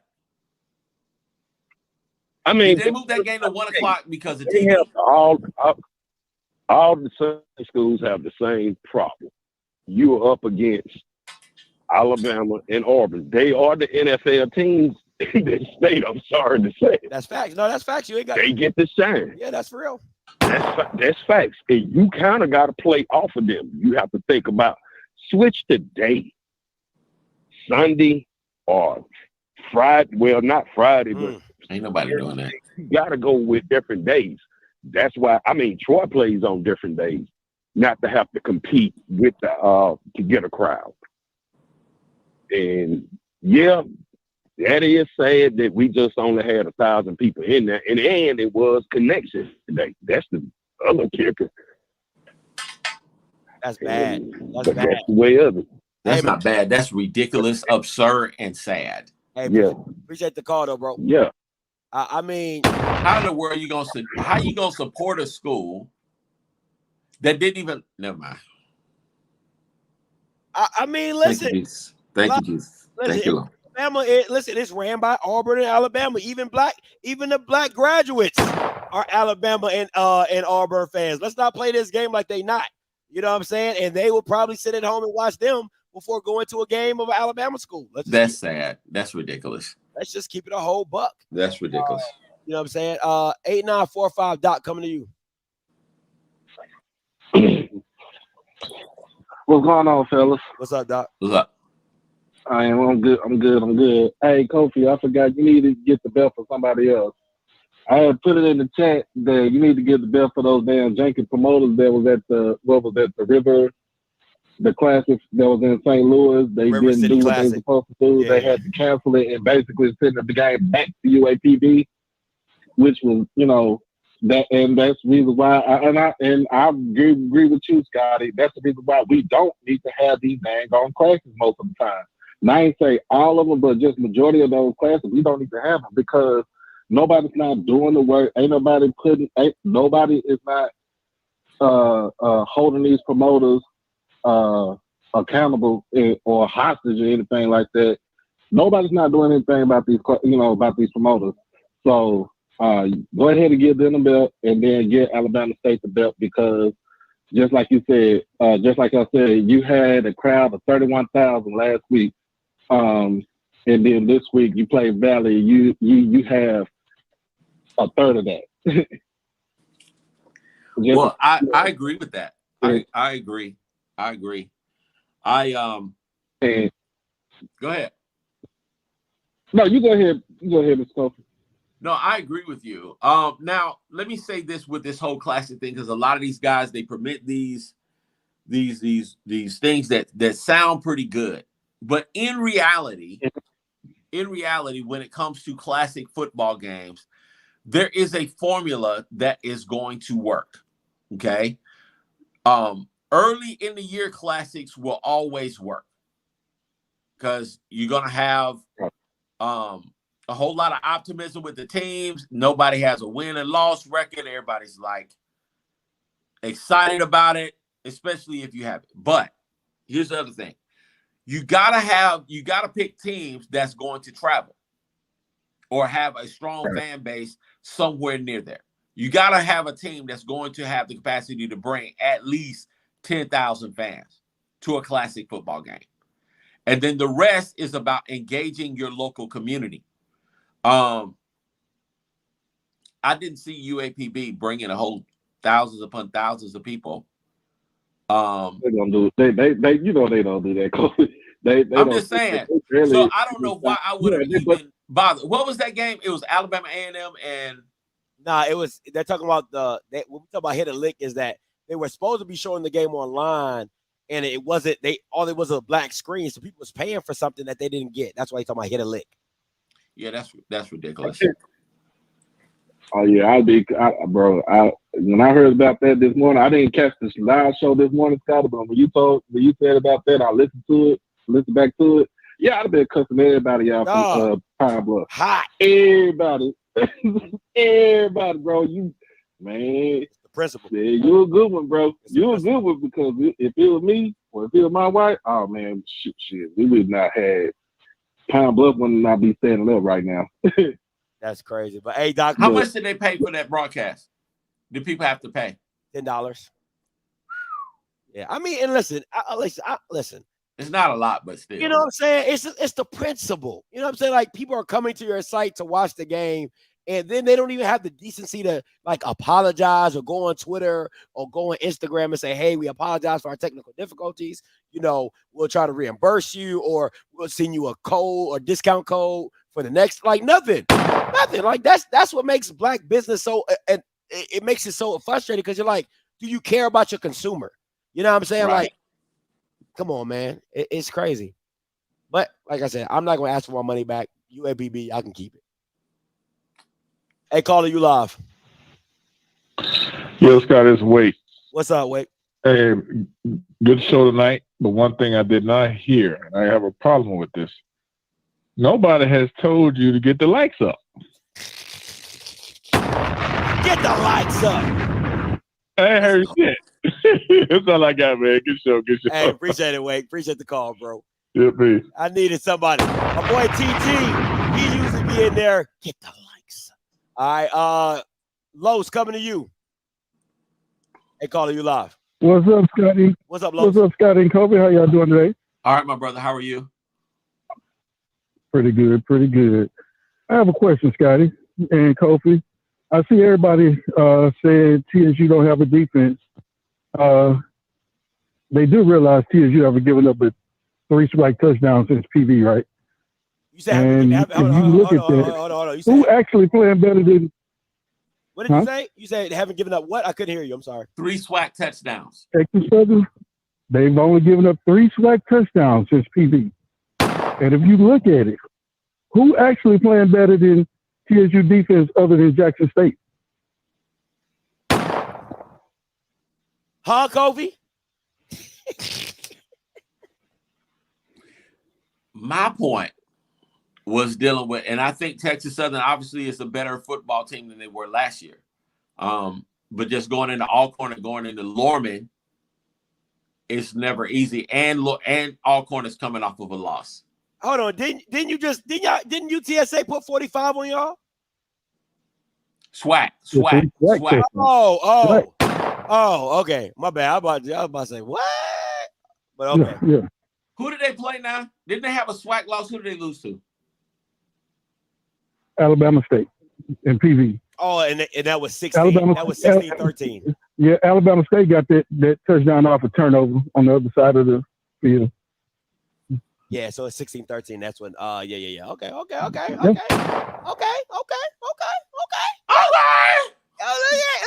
That Texas Southern pick looking real good right now. Yeah, I got to see it. I got to see the boys go in the Lauren. My thing with Texas Southern is they had that nice victory over Southern. They played Alabama State tight. Which they blanked. They play Alabama State tight. Alcorn is just a different team, and you've got to be able to play for 60 minutes. You got to be consistent.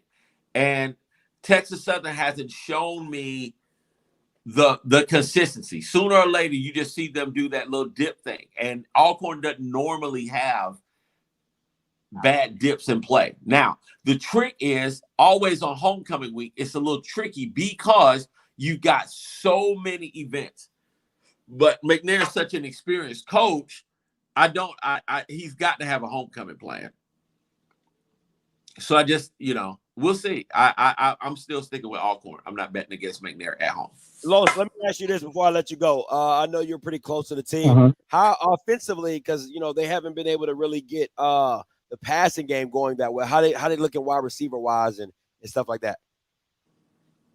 They made a few changes at receivers, and I think they've been staying more after practice too, because it's 4 brand new receivers. We didn't return any starters at receiver this year. Okay. And all of them are young. I think that's the main issue why that offense is not clicking. Of course, we can run the ball, but we need to be able to throw the ball in order to, open it up more for the run. Absolutely. All right. I'm hopefully after this bye week, everything will get clicking and we'll drop 40 on Alcorn. Woo! I'm gonna be there. Boy, 40 on Alcorn or in Norman. Hey, when you see me, say what's up. Hey, hit me up. All right, boy. Listen, I'm gonna be there. Mama Body, I know you probably gonna watch the replay, Mama Body. I need me something special for the home. I need me an Andrew Body special edition, something for the homecoming game, Mama Body. Do that for your boy. All right, listen, Detective Campbell's on the line. We'll get to him and see what we're talking about. What's up, Detective Campbell? Scotty, Kofi, the off-script sports crime unit is proud to say that crime actually went down last weekend. When it gets colder, it's not as much crime. When y'all hot and y'all get all bothered. But Scotty, before we go into some of the reports, we have to make a PSA. To all the people that call 911, please do not, unless it's a real emergency. Now, Scotty, we got a lot of 911 phone calls on Saturday from Jacksonville, Florida, from people from Bethune-Cookman, talking about Jackson State was spanking their ass. Now, Scotty, here's the thing, and this is to all the Bethune-Cookman people, because y'all in that freaky stuff don't mean that's illegal. That just mean y'all immoral. So do not call 911 talking about you reporting a crime. Not gonna have that anymore, okay? Y'all keep that freaky stuff to yourself. Don't call 911. We need that sound effect. Yes, sir. To Jacksonville to spank you, and now you want to report that as a crime. You invited them to come down to Jacksonville, and now you're reporting that as a crime. That's not a crime, Bethune-Cookman. Y'all just freaky. So, okay, I just want to get that out the way. Sorry about that, Scotty, but we got so many calls, it made us nervous from down in Jacksonville. I understand. Scotty, you do know, not only do we report crimes, the off-script sports crime unit actually solve crimes. And Scotty, you know what? We are proud to report that we solved the case of the missing G. Now, Scotty, as you know, the G had been missing approximately 3 weeks. The off-script sports crime unit assigned our special Sesame Street Crime Division detectives who actually specialize in alphabet crimes to track down the G. The detectives interviewed all 25 siblings of the G who are part of a very large alphabet family. Oh, God. We actually tracked the G down at 1234 Alphabet Lane. You know where the G was at, Scotty? The G was at his brother F and his sister H's house. Now, just to let you know, those are his closest siblings. We were able to convince the G to get dressed before the football game and show up at Grambling Stadium on Bullock Street, Grambling, Louisiana. The G actually was well received with a standing ovation. Scotty, the G was seen for 3 hours. But unfortunately, after that field goal kicker missed that third attempt, the G has gone missing again. So we are looking for the G again.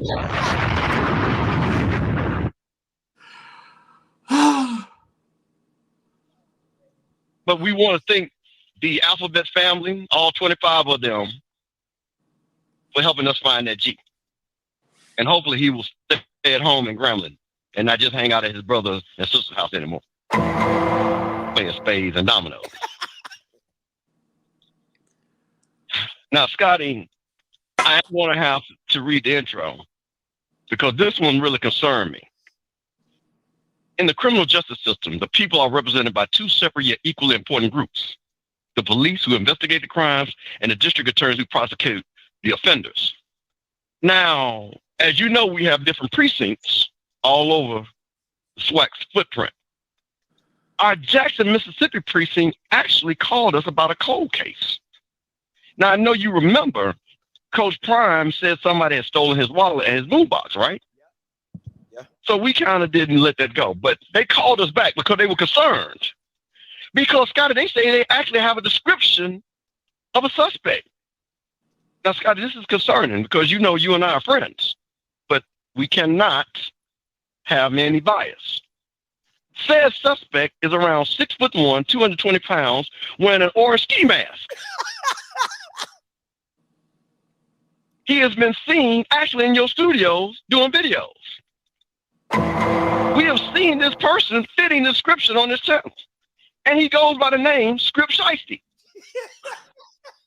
Now, Scotty, we are asking you to have Script Shiesty to contact the Off-Script Sports Crime Unit because we got a few questions for him.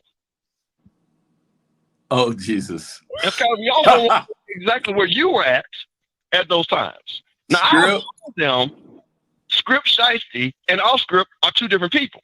Listen. But the Jackson precinct is not convinced. So, Scotty, to clear your name, I suggest that not only you and Script Shiesty show up at the same time so we can clear this matter up.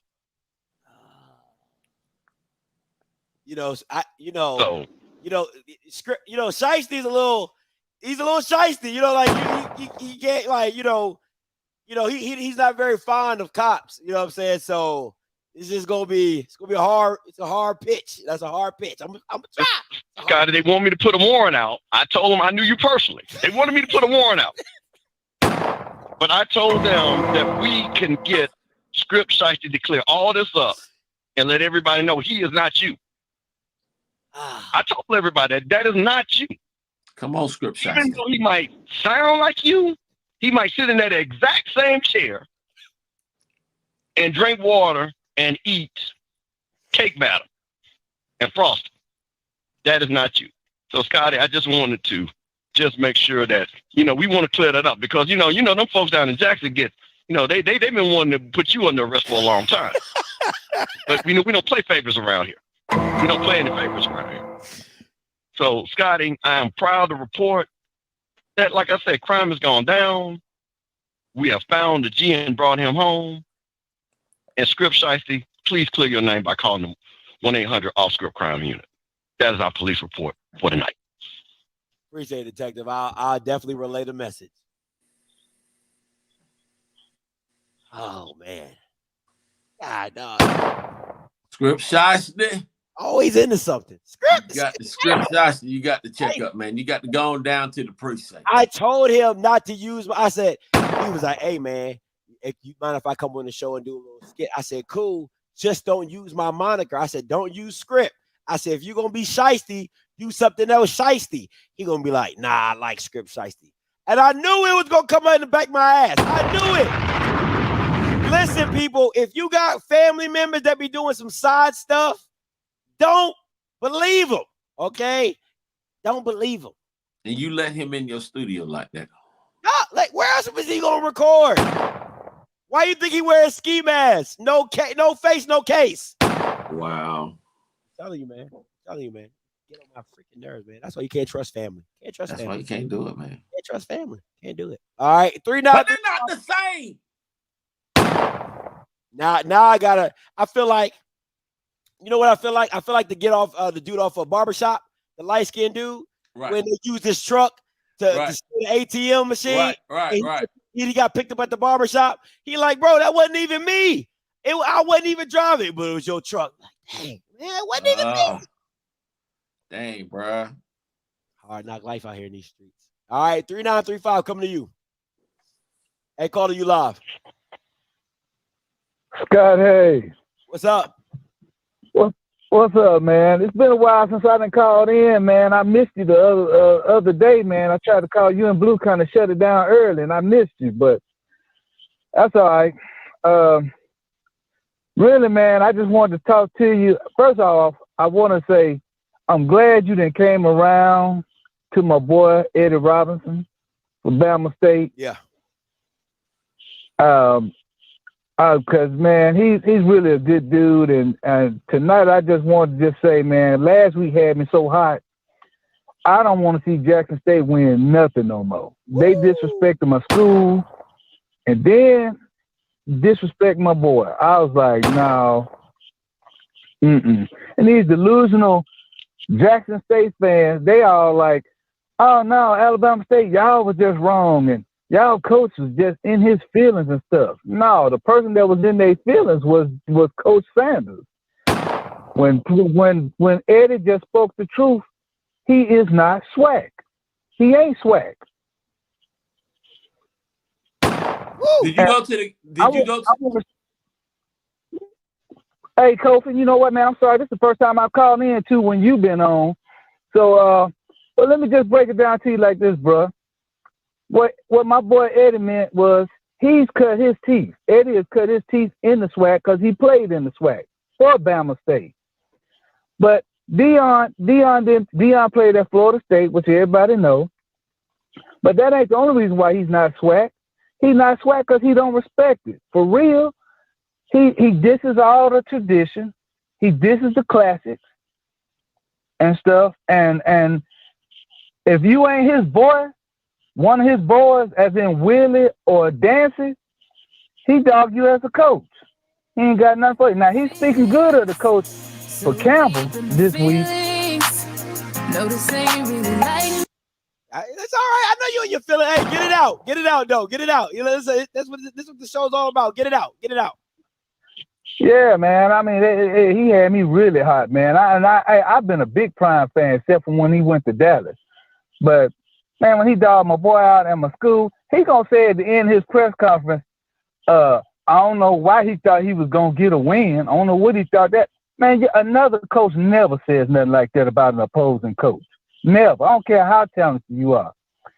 And my last point to these Jackson State delusional fans, they've been on social media a lot since that game, and they say, well, I don't know why he didn't want to hug Coach Prime. He was all huggy with Chip Kelly, and Chip Kelly beat him 45-7.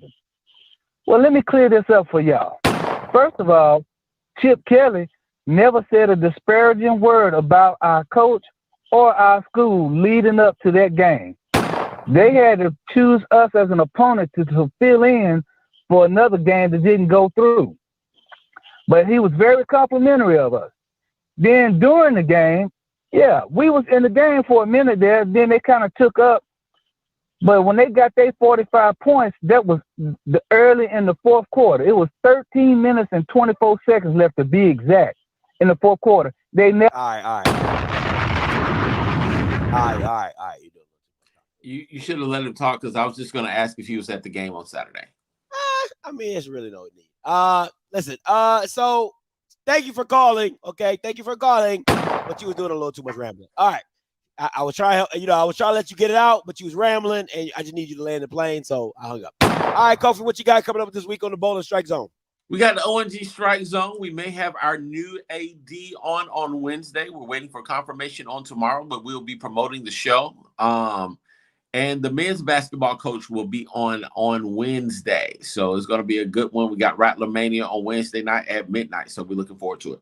Oh man, that'd be dope to have the AD on. I hope you're gonna ask some real questions because you get real political, get real soft on them when them big wigs come on there, and you be like, AD, that ain't me.